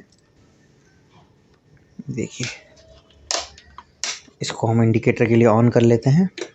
अगर हम इसको निकालते हैं तो केवल इससे भी हमारा काम चल जाएगा। ये देखिए फ्यूज़ के इस वाले हिस्से से इसको हमें लगाने की ज़रूरत नहीं है, ये सेपरेट है। अब हम ये कर सकते हैं कि यहाँ पर जैसे कि 2 वायर ये हैं, उनमें से एक जो रेड वाला है उसको हम इनपुट ले लेंगे इसके लिए, और आउटपुट के लिए ले लेंगे हम। आउटपुट में 3 वायर जो निकलेंगे उनमें से एक वायर तो कन्वर्टर पे चला जाएगा, दूसरा वायर यहाँ बैटरी कैपेसिटी इंडिकेटर है उसमें जाएगा, और जो तीसरा वायर है वो कंट्रोलर को ऑन करने के लिए जाएगा। तो अब आइए ये वाली वायरिंग भी कंप्लीट कर लेते हैं। कटिंग हमने आगे की तरफ की थी, वैसे ही सेम कटिंग हमें यहाँ भी कर देनी है। ये जो रेक्टिफायर अब इसकी ज़रूरत नहीं है, तो यहाँ से अब चाहें तो ये येलो और रेड वायर को डायरेक्ट जंप कर सकते हैं। आप देख सकते हैं कि ये येलो वायर तो यहाँ से डायरेक्ट आया हुआ है ना, तो ये वायर यहीं पे डायरेक्ट जाएगा। और यहीं पर आप देख सकते हैं अगर हम इस वाले सॉकेट को अगर यहाँ से खोलें तो यहाँ पर हमें कुछ कॉमन वायर दिखेंगे। क्योंकि अब इन सब की हमें ज़रूरत है नहीं, तो हम इनको यहीं पे या तो सील्ड कर देंगे या इनकी ज़रूरत नहीं होगी तो हम इनको बाईपास भी कर सकते हैं। जैसे यहाँ पर हमको येलो और रेड को जंप करना है, जंप मतलब इन दोनों को जोड़ देना है, तो हमारी जो AC और जो DC सप्लाई है वो एक ही हो जाएगी। अब देखिए यहाँ पर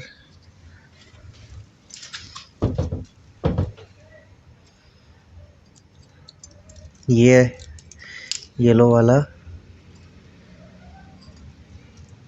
ठीक है, ये अलग अलग है दोनों गाइस,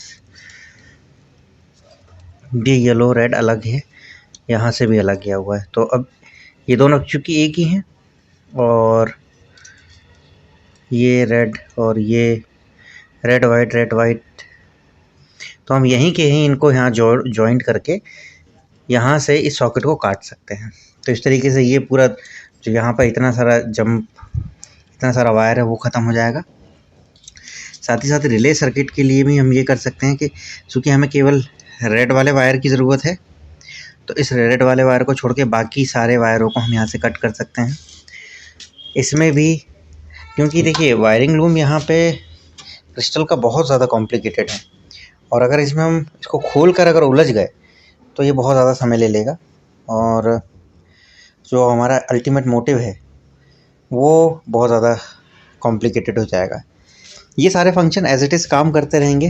जो आपने देखा कि जो डिग्गी का बज़र है प्लस जो साइड स्टैंड है, ये सारी चीज़ें ऑटोमेटिकली हैं इसमें। बहुत ही टेक्निकली बहुत साउंड सिस्टम है इसका। तो बहुत ज़्यादा छेड़खानी ना करते हुए हमें केवल जो इंजन से रिलेटेड जितने भी सेंसर वगैरह हैं उन सबको बाईपास कर देना है। और बाईपास करने का मतलब सीधे सीधे यही है कि जो सॉकेट इसमें आए हुए हैं उनको वहीं के वहीं कट करके आप टेप कर दीजिए, ताकि अननेसेसरी वो दिखे भी नहीं और कंफ्यूज भी ना करें। तो आइए अब इसको भी यहाँ से जंप करके इस वाले सिस्टम को ख़त्म कर देते हैं। जो जंपर थे इन दोनों को, एक जो रेक्टिफायर का सॉकेट था प्लस जो मेन इनपुट लीड थी, उसमें जो आने वाले दोनों येलो वायर प्लस ये जो रेड वायर है इनको यहाँ से जंप कर दिया है। उसके अलावा कई सारे जो अननेसेसरी वायर थे उनको भी कट कर दिया है जड़ से। लेकिन ध्यान रखिएगा कि इनको जड़ से कट करने के बाद या तो इनको कुछ कुछ दूरी पे छोड़िएगा या फिर सभी में एक जो श्रिंकेबल स्लीव है वो लगा के इसके एंड को ख़त्म कर दीजिएगा। नहीं तो ऐसा हो सकता है कि ये शॉर्ट सर्किट का कारण बन सकते हैं। इसको लगाने के बाद में हमने सभी जो इसके ऑपरेशंस थे उनको चेक किया कि सब प्रॉपर तरीके से काम कर रहे हैं नहीं कर रहे हैं। जैसे कि हेडलाइट, इंडिकेटर, हॉर्न और उसके बाद में साइड स्टैंड बजर,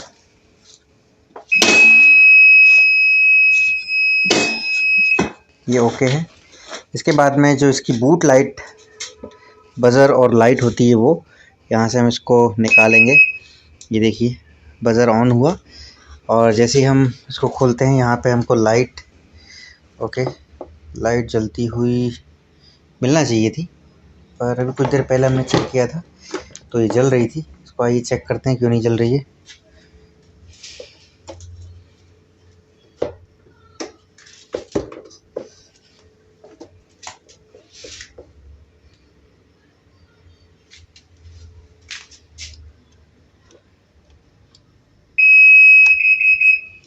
ओके देखिए थोड़ा सा मुझे लगता है कि स्विच का एरर था। लाइट ऑन हो गई है, जैसे ही हम इसको बंद करेंगे ये तो बंद हो जाएगा। ये ऑन हो गई। तो बूट लाइट मुझे इस गाड़ी का सबसे अच्छा फंक्शन लगता है, बढ़िया लाइट है। इसको भी हम एलईडी में चेंज करेंगे। वैसे शुभ काम में देर नहीं करना चाहिए, आइए इसको कर ही देते हैं। एलईडी हमने चेंज कर दी है। ओके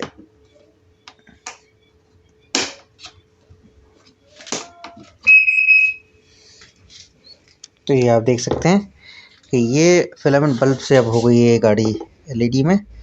और अब हम इसको फिट कर देते हैं। ये देखिए एलईडी, दैट्स गुड। एक बार अंधेरे में भी देख लेते हैं।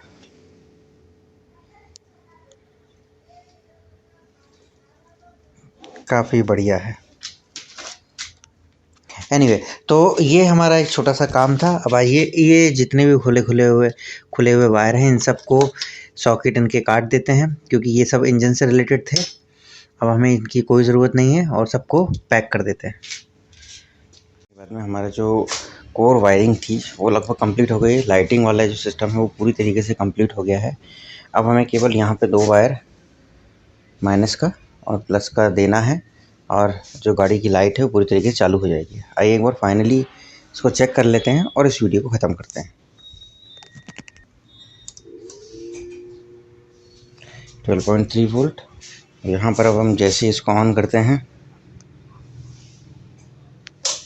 तो यहाँ पर आप देख सकते हैं कि ये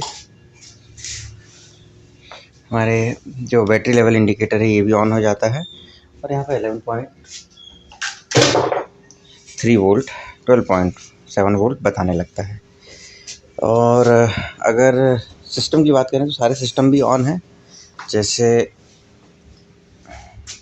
जो मेन प्रॉब्लम आती है पेट्रोल गाड़ियों में वो ये होती है कि इनकी हेडलाइट इंजन से होती है, बाकी सारा फंक्शन बैटरी से होता है। तो इन दोनों सिस्टम को कंबाइन करना एक बड़ा चैलेंज होता है।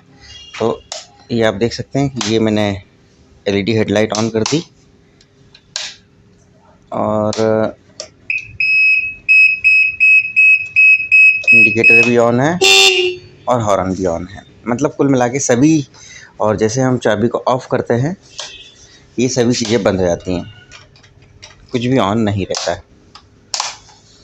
तो कुल मिला के ये वायरिंग हमारी अब कंप्लीट हुई। इस वीडियो के इस सीरीज़ के अगले पार्ट में हम डीसी टू डीसी कन्वर्टर को किस तरीके से जोड़ते हैं और किस तरीके से इस चाबी से अल्टीमेट वायरिंग करते हैं वो आपको बताएं। और इस पार्ट में हम लोग शुरू करने वाले हैं इसके की स्विच की मेन वायरिंग, और आज डीसी टू डीसी कन्वर्टर को भी हम इसमें फिट करेंगे। उसके लिए हमने ये 4 12-12 वोल्ट की बैटरियाँ हमने इसमें रख दी हैं ताकि हमें प्रॉपर सप्लाई मिल सके अभी, क्योंकि हमें किसी ट्रांसफार्मर या पावर सप्लाई अलग से ज़रूरत नहीं है। अब हम सीधे इसको बैटरी से जोड़ के इसकी जो एसेसरीज़ हैं उनको ऑन करेंगे और साथ ही साथ इसमें जो थ्रॉटल है उसको भी इंस्टॉल करेंगे, और ताकि अब जो गाड़ी है वो अपनी बैटरी पे रन कर सके। तो भाई सबसे पहली जो स्टेप है डीसी टू डीसी कन्वर्टर और की स्विच की वायरिंग के लिए, वो ये है कि जैसे कि हम पहले बता चुके हैं कि ये दोनों वायर आपको रेड वाले अलग कर लेना है, और जो बैटरी को आने वाला जो ये मोटा वाला बैटरी वायर है इसके लग्स को कट कर लीजिएगा और इसका छोटा वाला हिस्सा इनमें से किसी एक वायर में आप जॉइन कर दीजिएगा। सबसे पहले ये काम कर लेते हैं। गाइस यहाँ पर हमने फ्रंट जो की स्विच है उसकी वायरिंग पूरी तरीके से कंप्लीट कर ली है। मैं एक बार आपको समझा देता हूँ। ये मेन मोटा वाला वायर है जो पीछे से यहाँ पे आया हुआ है बैटरी, मतलब कुल मिला के जो मेन रिले स्विच से जो वायर आया है ये रेड है। इसमें 48 वोल्ट इनपुट रहेगा और जो चाबी से ऑपरेट होगा उसमें फिर 48 वोल्ट आउटपुट रहेगा। तो इसमें से देखिए 3 वायर निकले हैं। एक वायर सीधे कन्वर्टर में गया है, ये कन्वर्टर की पिन है। दूसरा वायर इग्निशन कॉइल के लिए गया है, ये नीचे से हमें इसको इग्निशन मतलब कि कंट्रोलर को ऑन करने के लिए जो स्विचिंग होती है उसको लेके जाएंगे। और जो तीसरा वायर है वो हम ऊपर की तरफ इसमें बैटरी लेवल इंडिकेटर जो है उसमें लगाने वाले हैं। तो आइए इन तीनों के कनेक्शन कर लेते हैं और बैटरी के कनेक्शन जोड़ भी लेते हैं और फिर एक बार मोटर को अब यहीं से ऑन करके देखेंगे। तो गाइस आगे जो डीसी टू डीसी कन्वर्टर है उसकी वायरिंग को फाइनलाइज़ करने के बाद में अब ये जो डीसी टू डीसी जो कंट्रोलर है बेसिकली, इस कंट्रोलर के भी वायरिंग को हमने प्रॉपर लक्स से पंच कर दिया है। अब इसको हम इस कंट्रोलर के सॉकेट में लगा देंगे और ये जो 2 वायर यहाँ निकले हैं इनमें से एक तो डायरेक्ट हम माइनस का बैटरी में लगा देंगे और जो दूसरा वाला है इसको हमें इस एमसीबी के थ्रू लेना है ताकि कोई भी गड़बड़ हो तो हम तुरंत बंद कर सकें। साथ ही साथ ये जो सामने की तरफ से हमने ये वाला जो वायर की स्विच के लिए लगाया था उसको भी हम इस ऑरेंज वाले वायर से कनेक्ट करेंगे और इसके बाद में थ्रॉटल को फ़िलहाल यहीं पर लगा के हम गाड़ी को चेक करते हैं कि जो प्रॉपर सिस्टम है वो चाबी से फंक्शन कर रहा है या नहीं कर रहा है। तो गाइज़ यहाँ पर हमने कनेक्शन पूरी तरीके से कंप्लीट कर दिए। एक बार मैं फिर से आपको समझा देता हूँ मेन क्या किया है हमने। स्पेसिफिकली क्रिस्टल की अगर बात करें तो क्रिस्टल में जो बैटरी का जो मेन मोटा वाला वायर था उसको हमने की स्विच के वायर से इनपुट दिया है और आउटपुट में से हमने 3 वायर निकाले हैं। एक wire DC to DC converter में गया है जैसा कि आप देख सकते हैं, ये जो दूसरा वायर गया है वो कंट्रोलर को की स्विच के लिए गया है ये वाला, और जो तीसरा वाला वायर गया है वो गया है बैटरी लेवल इंडिकेटर को यहाँ पर। तो और माइनस सभी में कॉमन है, इसमें भी कॉमन है, इसमें भी कॉमन है और कंट्रोलर में तो खैर है ही सही।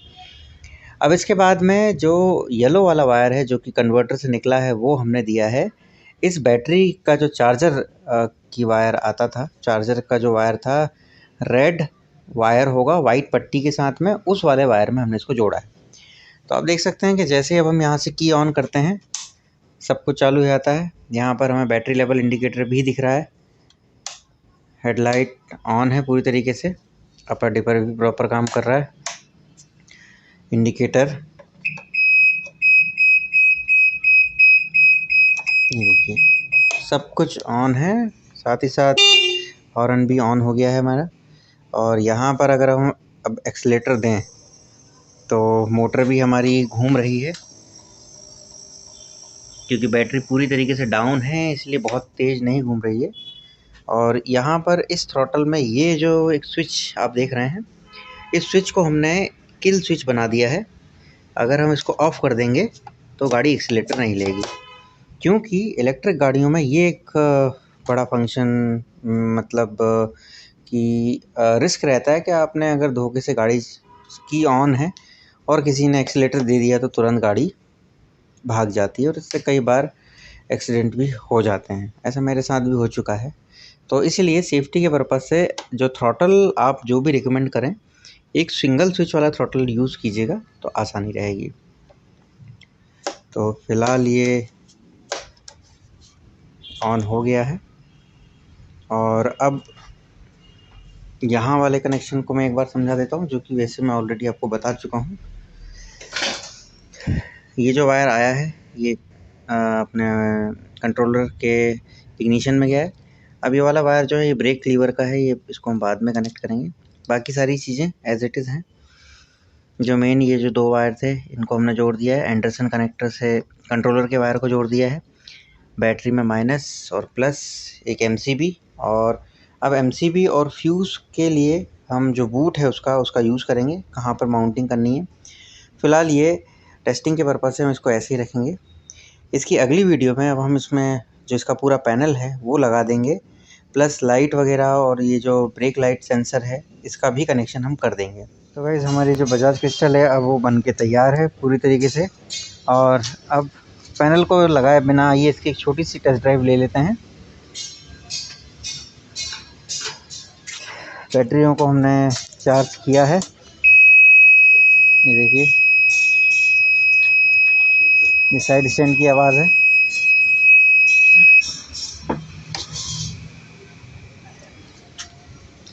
अब आइए मैं फॉलो करता हूँ हमारे टेस्ट ड्राइवर को और ये चलाएंगे। आओ शिवम।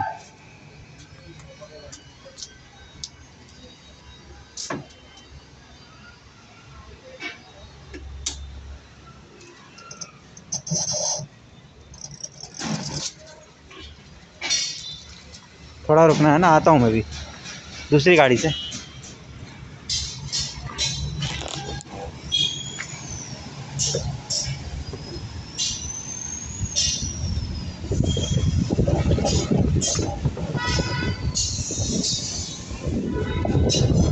हाँ मोड़ लो।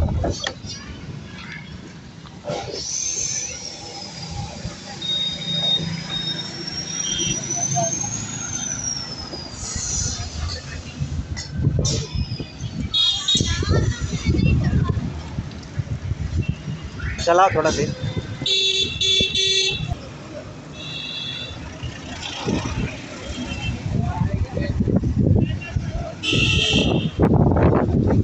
तो गाइस ये देख सकते हैं आप, बढ़िया चल रही है अभी। सस्पेंशन वगैरह भी ठीक ठाक है।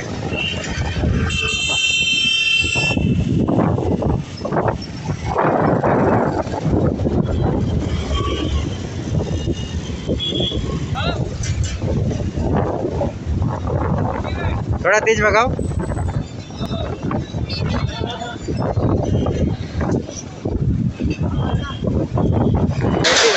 बैटरी लेवल के 0 हो गया।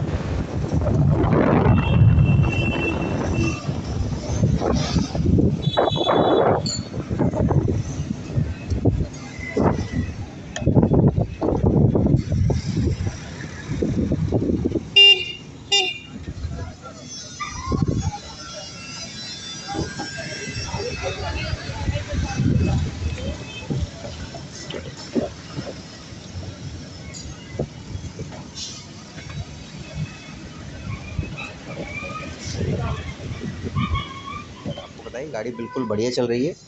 और इस वीडियो के एंड तक हम लोग इसमें ब्रेक सेंसर का वायर भी ऐड कर लेंगे, जिससे कि जब हम ब्रेक लगाएं तो गाड़ी को, मोटर को पावर जाना बंद हो जाए। तो ये काम भी हम करने वाले हैं। कंट्रोलर हमें चेंज करना पड़ा है क्योंकि कंट्रोलर वो प्रॉपर वर्क नहीं कर पा रहा था। शायद मिसमैचिंग का इशू था या फिर जो भी था उसमें कुछ प्रॉब्लम थी, इसलिए वो कंट्रोलर काम नहीं कर पा रहा था। इसलिए हमने दूसरा 800 वाट का एक और कंट्रोलर हमारे पास में था, वो कंट्रोलर हमने इसमें लगाया है। और यहाँ पर अभी आप देख सकते हैं कि वैसे किसी भी कंट्रोलर में ये ग्रीन येलो कलर का जो वायर होता है ये ब्रेक सेंसर के लिए होता है।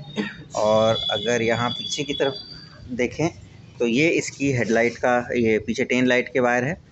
टेन लाइट के वायर में ये जो क्रिस्टल में अगर स्पेसिफिकली बात करें तो ब्लू कलर का ये जो वायर है ये ब्रेक लगाने पर इसमें पावर आता है। तो हमें करना ये होगा कि चूँकि इसमें रिवर्स फंक्शन भी काम करता है कभी कभार, तो हमें ये करना पड़ेगा कि इसको कट करके यहाँ एक डायोड लगाना होगा और उसके थ्रू एक सप्लाई हमें लेनी होगी कंट्रोलर तक, ताकि जब भी हम ब्रेक लगाएं तो कंट्रोलर पावर देना बंद कर दे। और टेन लाइट ऑन करने पर इसका पावर रिवर्स ना जाए, उसके लिए हमें एक डायोड भी लगाना पड़ेगा। तो आइए ये वाला काम कंप्लीट कर लेते हैं और फिर उसके बाद में इसका जो पूरा पैनल है उसको फिक्स कर देंगे। यहाँ पर कुछ और फंक्शन भी दिए हुए हैं, जिससे कि ये 3 स्पीड वाला जो फंक्शन है या फिर रिवर्स वाला जो फंक्शन है इंटेलिजेंट सेंसर वाले फंक्शन हैं। तो ये आप अपनी सहूलियत के हिसाब से जहाँ पर आपको लगे कि भाई अगर इसमें इस स्विच का यूज़ करना है तो आप इस स्विच का यूज़ कर सकते हैं। रिवर्स के लिए या स्पीड बूस्टर के लिए इसका यूज़ कर सकते हैं। बाकी हम लोगों ने अभी फ़िलहाल इसमें इस चीज़ का यूज़ नहीं किया है, क्योंकि रिवर्स एक पार्किंग असिस्टेंस के रूप में यूज़ हो सकता है। बाकी इंटेलिजेंट सेंसर की ज़रूरत होती नहीं है, और 3 स्पीड भी की भी बहुत ज़्यादा ज़रूरत है नहीं है। जो इसमें यहाँ पर स्पीड के लिए स्विच दिया था, हमने इसको किल स्विच बना दिया है कि जब हम इसको बंद कर देंगे तो की ऑफ किए बिना भी गाड़ी जो है मूव नहीं करेगी। तो अगर ये थ्रॉटल अगर इस टाइप का एक थ्रॉटल अगर आप लेते हैं तो किल स्विच भी आप बना सकते हैं। तो भाई ये ब्रेक वाला काम भी ख़त्म कर देते हैं।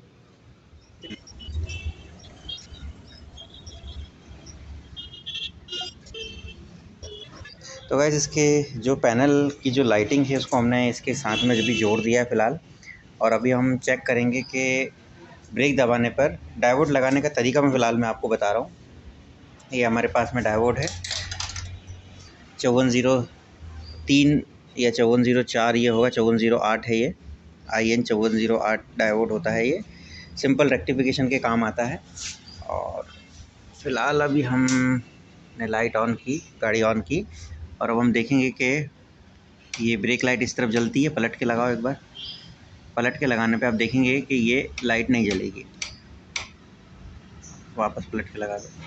इस डायोड को लगाने से फ़ायदा ये होता है दोस्तों कि जब भी हम ब्रेक के साथ में जब हेडलाइट ऑन करते हैं तो हेडलाइट ऑन होने से भी एक करंट जो है ना रिवर्स ब्रेक सेंसर में चला जाता है। डायोड लगाने से ये वन वे वॉल्व की तरह काम करता है।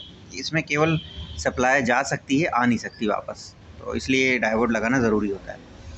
अब इसी डायरेक्शन में इस डायोड को हम लोग लगा देते हैं, और यहीं से एक वायर लेके हमें ब्रेक सेंसर तक लेके जाना है। तो आइए इसको भी कंप्लीट कर लेते हैं।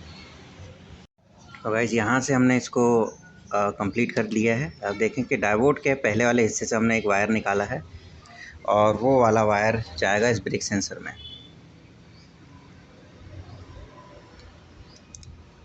ठीक। और अब हम गाड़ी को ऑन कर सकते हैं। यहाँ से हमने इसकी की ऑन की है, और अब हम यहाँ से एक्सीलेटर देते हैं। लेकिन जैसे ही ब्रेक दबाते हैं, ये देखिए मैंने ब्रेक दबाया। ब्रेक दबाने पे अब इसमें पावर नहीं जा रहा है। तो गाइस ये जो कनेक्शन हमने किया है इसको कहते हैं low level breaking. Low level breaking में जब ब्रेक लीवर दबाते हैं तो केवल मोटर से जो करंट, मोटर को जो करंट जा रहा है केवल वो बंद होता है। अब इसमें एक और फंक्शन होता है, उसको कहते हैं हम हाई लेवल ब्रेकिंग। अभी सभी कंट्रोलर में हाई लेवल ब्रेकिंग आती नहीं है, किसी किसी में होती है, किसी किसी में नहीं भी होती है। हाई लेवल ब्रेकिंग इस टाइप की ब्रेकिंग होती है कि जैसे ही आपने ब्रेक दबाया वैसे ही जो कंट्रोलर है वो मोटर से पावर को लेके बैटरी में स्टोर करना शुरू कर देता है। मतलब कि इसको इंडक्शन ब्रेकिंग या फिर रीजनरेटिव ब्रेकिंग भी बोलते हैं। तो अभी फ़िलहाल मुझे ऐसा डाउट है कि ये रीजनरेटिव ब्रेकिंग के वायर हैं। तो आइए पहले इसका ये फंक्शन भी चेक कर लेते हैं, और फिर इस गाड़ी को कंप्लीट करके एक फाइनल एक्सप्लेनेशन मैं आपको दूंगा इसका। लेकिन उससे पहले आइए इस गाड़ी का एक 360 व्यू ले लेते हैं, और जो इसके जनरल ऑपरेशनल फंक्शन है उनको भी एक बार समझ लेते हैं। तो गाड़ी के ऐसे जो लुक है उसमें कोई बहुत ज़्यादा चेंजेस नहीं है। गाड़ी जैसी पहले दिखती थी पेट्रोल के साथ में। व्हील का जो अलाइनमेंट है वो भी काफ़ी हद तक बिल्कुल सेंटर टू सेंटर ही है, कुछ अलग से नहीं है। सस्पेंशन और टायर की पोजीशन भी बिल्कुल एज इट इज़ है। और अगर गाड़ी की हाइट की अगर मैं बात करूं तो गाड़ी की जो हाइट है वो भी बिल्कुल अप टू डेट है। जितनी गाड़ी पहले झुकती थी साइड स्टैंड पे अभी भी उतनी ही झुक रही है। और सेंटर स्टैंड पे जैसे कि हमने देखा, सेंटर स्टैंड पे लगाने पर जो गाड़ी का जो पहिया है, पिछला पहिया, वो लगभग 1 से 1 इंच के आसपास हवा में था, जो कि नॉर्मली सभी गाड़ियों में इतना ही रहता है। और अब इसके कुछ फंक्शन की बात कर लेते हैं। तो जैसा कि आपने वीडियो के दौरान देखा होगा, यहाँ पर फ्यूल गेज की जगह पे अब बैटरी लेवल इंडिकेटर है। ये वाला स्विच फ़िलहाल अभी काम नहीं कर रहा है, क्योंकि अभी इसमें स्पीड बूस्टर हमने नहीं लगाया है और ज़रूरत भी नहीं है। यहाँ पर ये जो छोटा सा स्विच दिख रहा है ये किल स्विच है। बेसिकली जब इसको इधर कर देंगे तो ये बंद हो जाएगा। वैसे हम किल स्विच इसको बनाएंगे क्योंकि इसका जो थ्रॉटल है अभी फ़िलहाल हमने पुराना लगा रखा है। जब इसमें नया इंस्टॉल करेंगे तो वो सिंगल थ्रॉटल होगा। तो इसको हम एक पुश टू स्टार्ट जो है फंक्शन के साथ में यहाँ पर इसको रिप्लेस कर देंगे। अभी फ़िलहाल फंक्शन एज इट इज़ है। जो चाबी से जो इसका फंक्शन था पेट्रोल टैंक वाला, ये आप देख सकते हैं पहले जैसा ही है, बस अब यहाँ पर चार्जिंग सॉकेट दिया हुआ है। काफ़ी बढ़िया पोजीशन है इसकी चार्जिंग सॉकेट की। और ये पार्सल ट्रे हुक बिल्कुल वैसा का वैसा ही है। सामने की तरफ से भी कोई चेंजेस नहीं है, बस यहाँ पर हमने एलईडी चेंज कर दी है। ब्रेकिंग सिस्टम बिल्कुल वैसा ही है। यहाँ तक कि जो सेंटर स्टैंड है उसकी पोजीशन भी बिल्कुल पहले जैसी ही है। और अच्छी बात यह है कि पहले की रबर भी इसमें काम आ रही है। स्टैंड लगाने पे कोई अलग से आवाज़ नहीं है। फुटरेस भी सेम वैसे के वैसे ही हैं। यहाँ पर आप बैटरी ट्रे को देख सकते हैं, ये बैटरी लगी हुई है। यहाँ पर ब्रेकिंग सिस्टम इसका दिया हुआ है। यहाँ पर इसका जो महिलाओं वाला जो फुट जो साड़ी गार्ड या फिर जिसको कहें कि वुमेंस फुट रेस्ट यहाँ पे दिया हुआ है। और जो नॉर्मल फुट रेस्ट है वो यहाँ पे दिया हुआ है। सेंटर स्टैंड की जो पोजीशन है वो भी पहले की तरह ही है। पैर लगाने में आसानी रहती है इसमें। यहाँ से हम इसको पैर लगा के और सेंटर स्टैंड पे गाड़ी को खड़ी कर सकते हैं आसानी से। यहाँ पर देखिए ज़मीन से लगभग 1 से 1.5 इंच ऊंचाई पे है। जो इनर मड फ्लैप है वो भी काफ़ी अच्छे से इंस्टॉल है। इसमें पेंट करना भी बाकी है, वो सामान्य रूप से हो जाती है। और यहाँ पर जैसा गाड़ी के इंजन के साथ में मड फ्लैप निकला था बिल्कुल सेम पोजीशन इसकी भी दी हुई है। तो काफ़ी मजबूती से ये लगा हुआ है। और यहाँ पर भी एक गार्ड होना चाहिए था बट इसमें निकला नहीं था। तो गाइस ये एक ओवरऑल लुक। अगर बूट की बात करें तो बूट भी लगभग वैसे ही खुल रहा है। बूट तो इस गाड़ी का बहुत ज़्यादा लंबा चौड़ा था। फ़िलहाल हमने इसकी जो बैटरी है यहाँ पर आप देख सकते हैं 3 बैटरियाँ ऐसे रखी हुई हैं और एक बैटरी अभी ओपन है, तो ये आसानी से रख जाती है बैटरी। उसके बाद भी इतनी जगह इसमें है कि अभी आप हेलमेट, एक फुल साइज़ का हेलमेट भी इसमें रख सकते हैं। एमसीबी अभी ओपन है, उसको यहाँ पे हमें फ़िट करना है। बट अभी क्योंकि बैटरी जो इसकी लिथियम बैटरी है वो अभी फ़िलहाल इसमें इंस्टॉल नहीं है, इसलिए ये सब चीज़ें पेंडिंग है।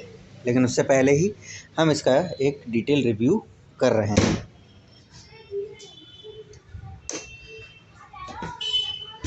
और अगर पावरिंग की अगर बात करें तो जैसे ही हम की ऑन करते हैं तो ये साइड स्टैंड बज़र यहाँ पर आप देख सकते हैं। ये बैटरी फुल चार्ज है 52.8 वोल्ट। और जैसे ही हम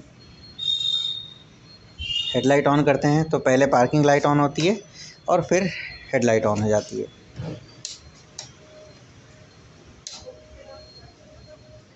और बिल्कुल सेम इसकी टेल लाइट, ब्रेक दबाने पे तेज़ जलती है काफ़ी। और अगर इंडिकेटर की बात करें तो इंडिकेटर भी पहले जैसे ही हैं।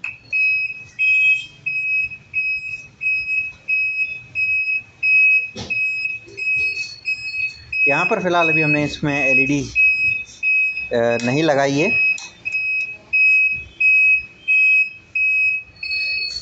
क्योंकि जो ओनर थे उन्होंने जो मेन कंजम्पशन है, क्योंकि इंडिकेटर बहुत ज़्यादा लंबे समय तक गाड़ी में ऑन नहीं रहते हैं, केवल हेडलाइट ऑन रहती है। तो फ़िलहाल हेडलाइट और बाकी जो मीटर कंसोल की लाइट है उनको ही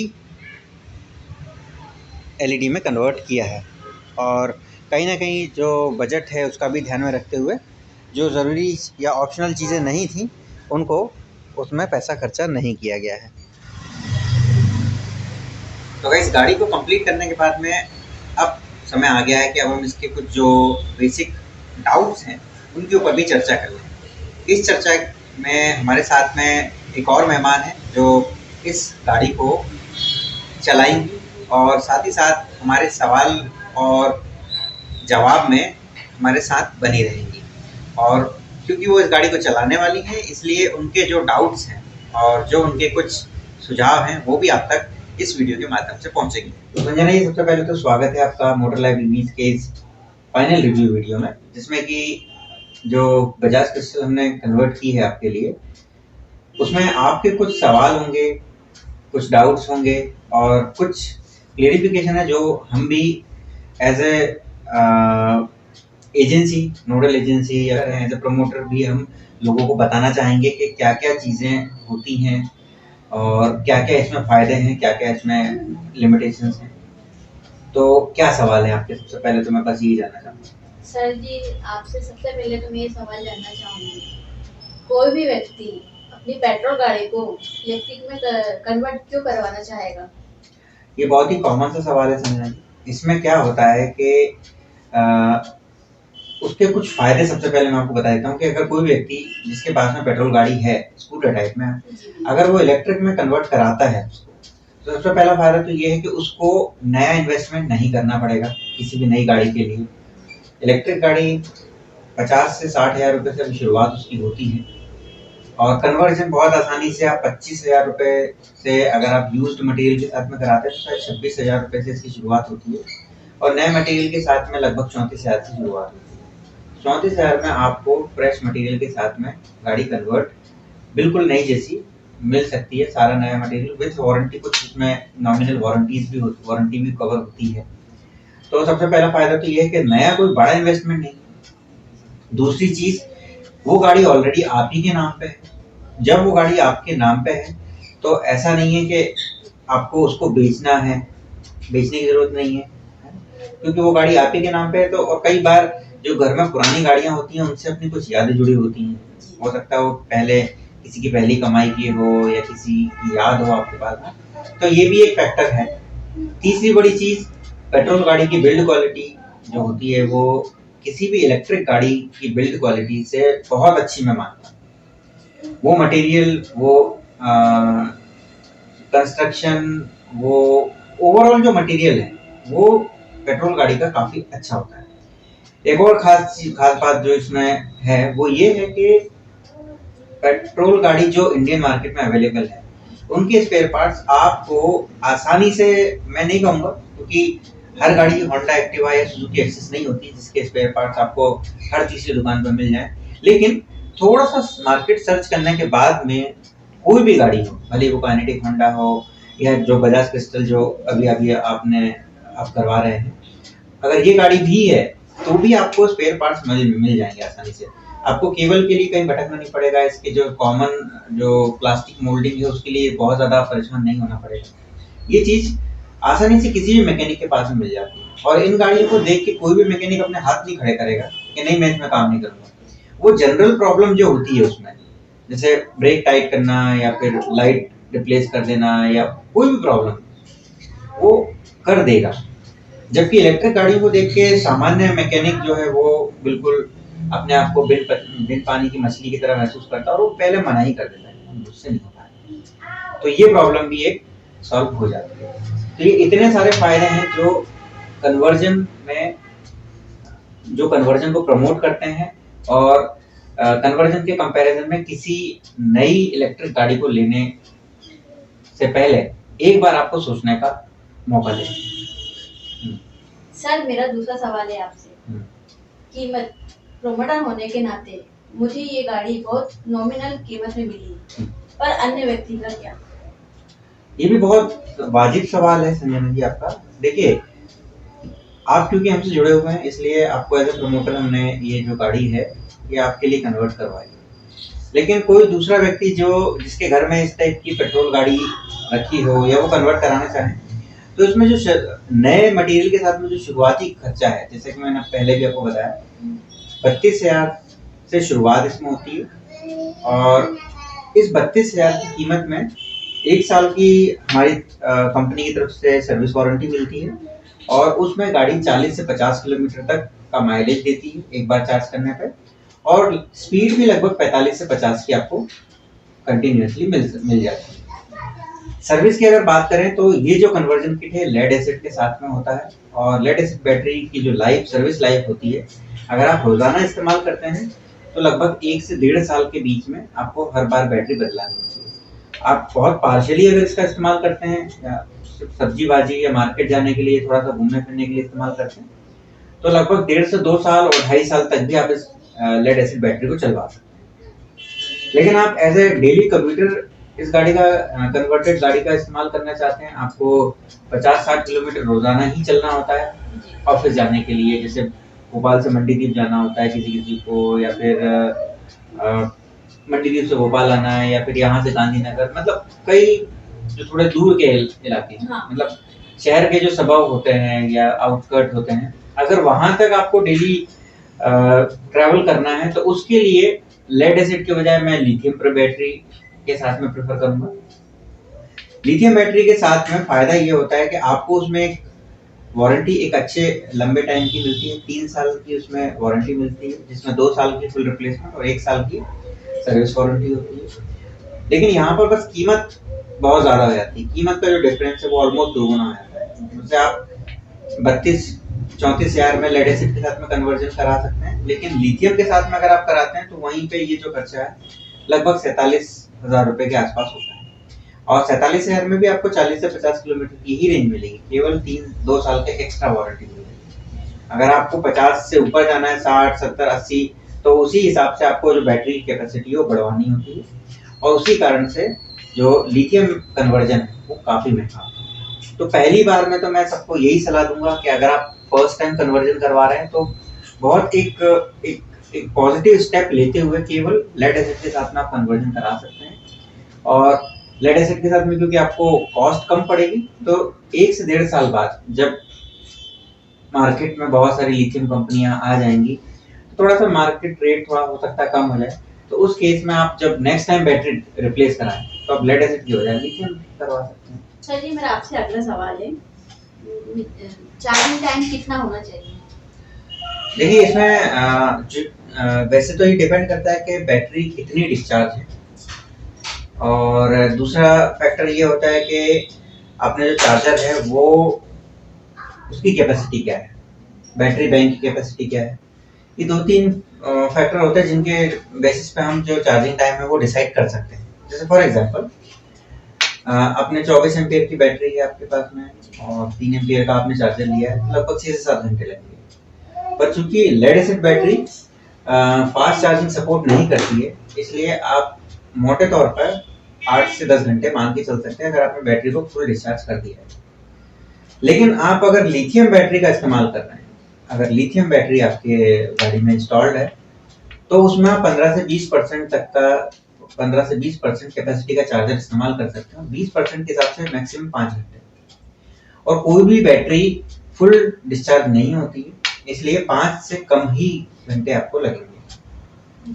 तो ये चार्जिंग टाइम रहता है, और कई बार लाइट का फ्लक्चुएशन और जो बैटरी बैंक की बैटरी जो है उसकी बनावट, इन सब के ऊपर भी थोड़ा थोड़ा चार्जिंग टाइम डिपेंड करता है।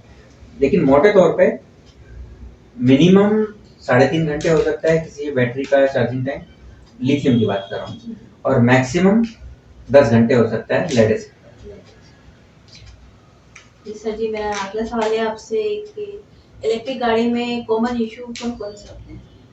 इलेक्ट्रिक गाड़ी में देखिए जो कॉमन इशू होते हैं वो बहुत ज्यादा नहीं होते, क्योंकि इसमें मूविंग पार्ट्स की जो संख्या होती है बहुत कम होती है।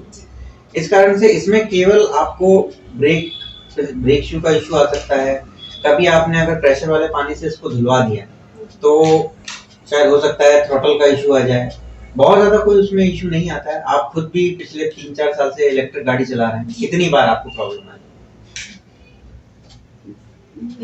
बहुत कम बार आई है। जो कॉमन प्रॉब्लम आती है वो क्या होती है?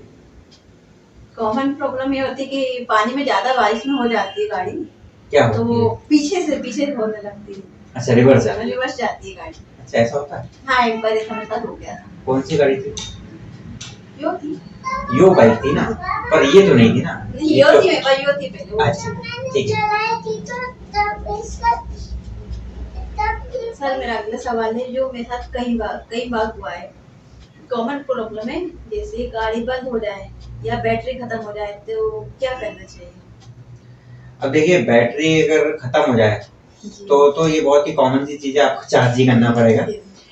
लेकिन कभी बीच सड़क पर अगर आपकी बैटरी खत्म हो जाती है तो उस केस में एक रिजर्व बैटरी पैक का एक छोटा सा ऑप्शन होता है। जैसे आप कई बार जल्दी में हम लोग बैटरी नहीं चेक कर पाते हैं, क्योंकि जैसे पेट्रोल गाड़ी में भी होता है, पेट्रोल चेक नहीं कर पाते हैं, निकल जाते हैं।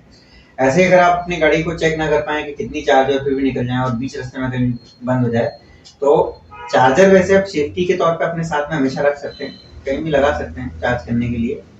छोटा सा पोर्टेबल चार्जर होता है। लेकिन इन केस ये आपके साथ में रिपीटेडली अगर होता है, मतलब आप ध्यान नहीं रख पाते हैं, तो एक ऑक्सिलरी रिजर्व बैटरी पैक का भी एक ऑप्शन होता है।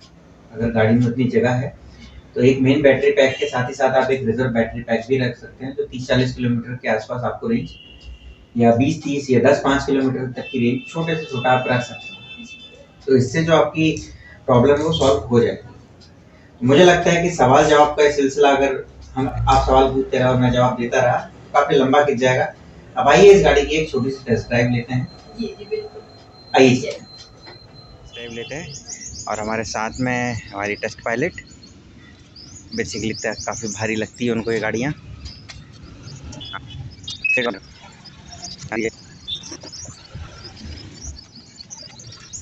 तो दोस्तों, हम अब पूरी तरीके से तैयार हैं इसकी टेस्ट ड्राइव के लिए। क्योंकि इसका जो ओडोमीटर है वो प्रॉपर तरीके से काम नहीं कर रहा है, इसलिए हमने एक अल्टरनेटिव रखा हुआ है जिससे कि हम इसकी स्पीड का अंदाज़ा लगा सकें। तो अब मैं इनके पहले राउंड में मैडम अकेले जाएंगी, फिर दूसरे राउंड में मैं इनके साथ में चलूँगा।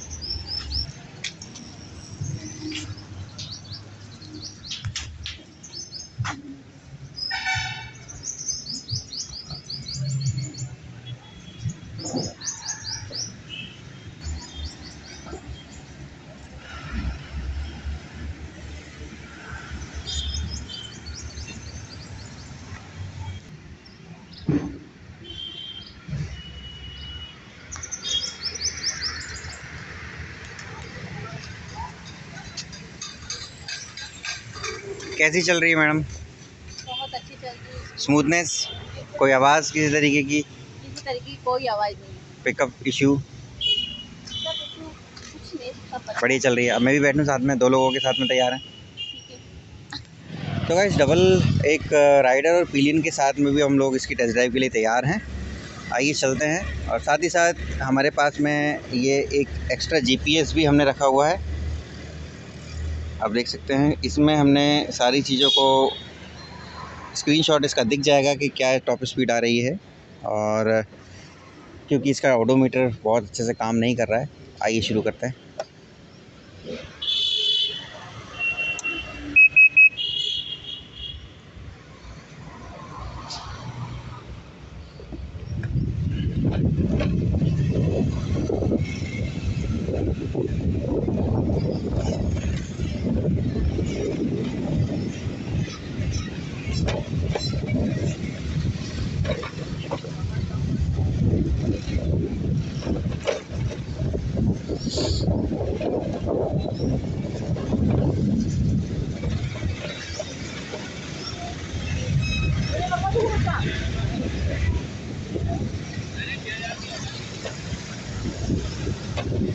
यहाँ से अब हम इसकी स्पीड टेस्ट करते हैं।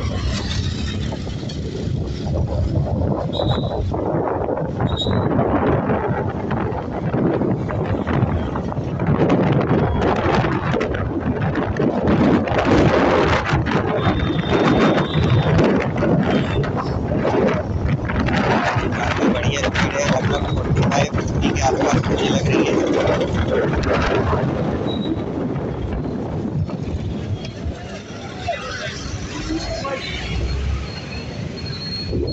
और डबल में भी दोस्तों पिकअप इसका काफ़ी बढ़िया है, बहुत कम भी नहीं है और बहुत ज़्यादा तेज़ भी नहीं है, ताकि चलाने में झटके महसूस हों।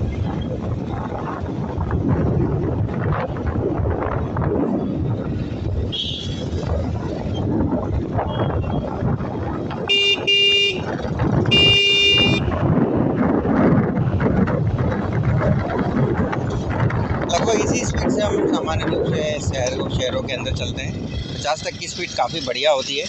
तो 750 से 800 वाट तक की मोटर के साथ में आप ये सारी जो स्पीड है ये आसानी से अचीव कर सकते हैं।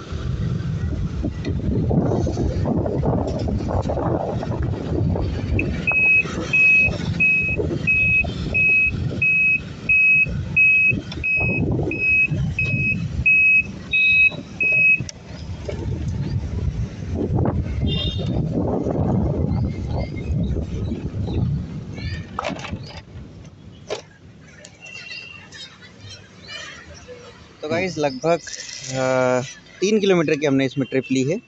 तो आप देख सकते हैं कि जैसे स्क्रीनशॉट पे दिख ही रहा है,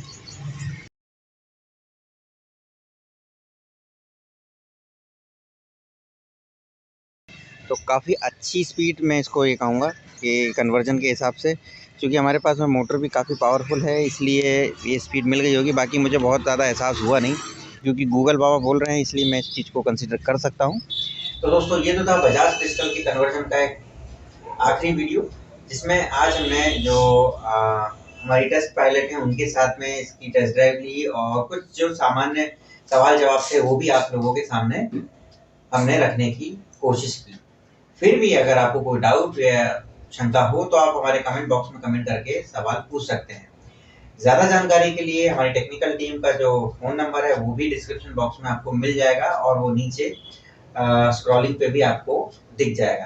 तो बने रहिए हमारे साथ में और देखते रहिए मोटर लाइव ईवीज़ और प्रमोट करते रहिए कन्वर्जन को। और हाँ, जाने से पहले हमारे चैनल को सब्सक्राइब ज़रूर कीजिएगा, क्योंकि सब्सक्रिप्शन काउंट बहुत कम है। Thank you very much for watching us. जय हिंद, जय भारत। नमस्ते। उधर For more updates, subscribe to our channel, click the show links and enjoy watching the video.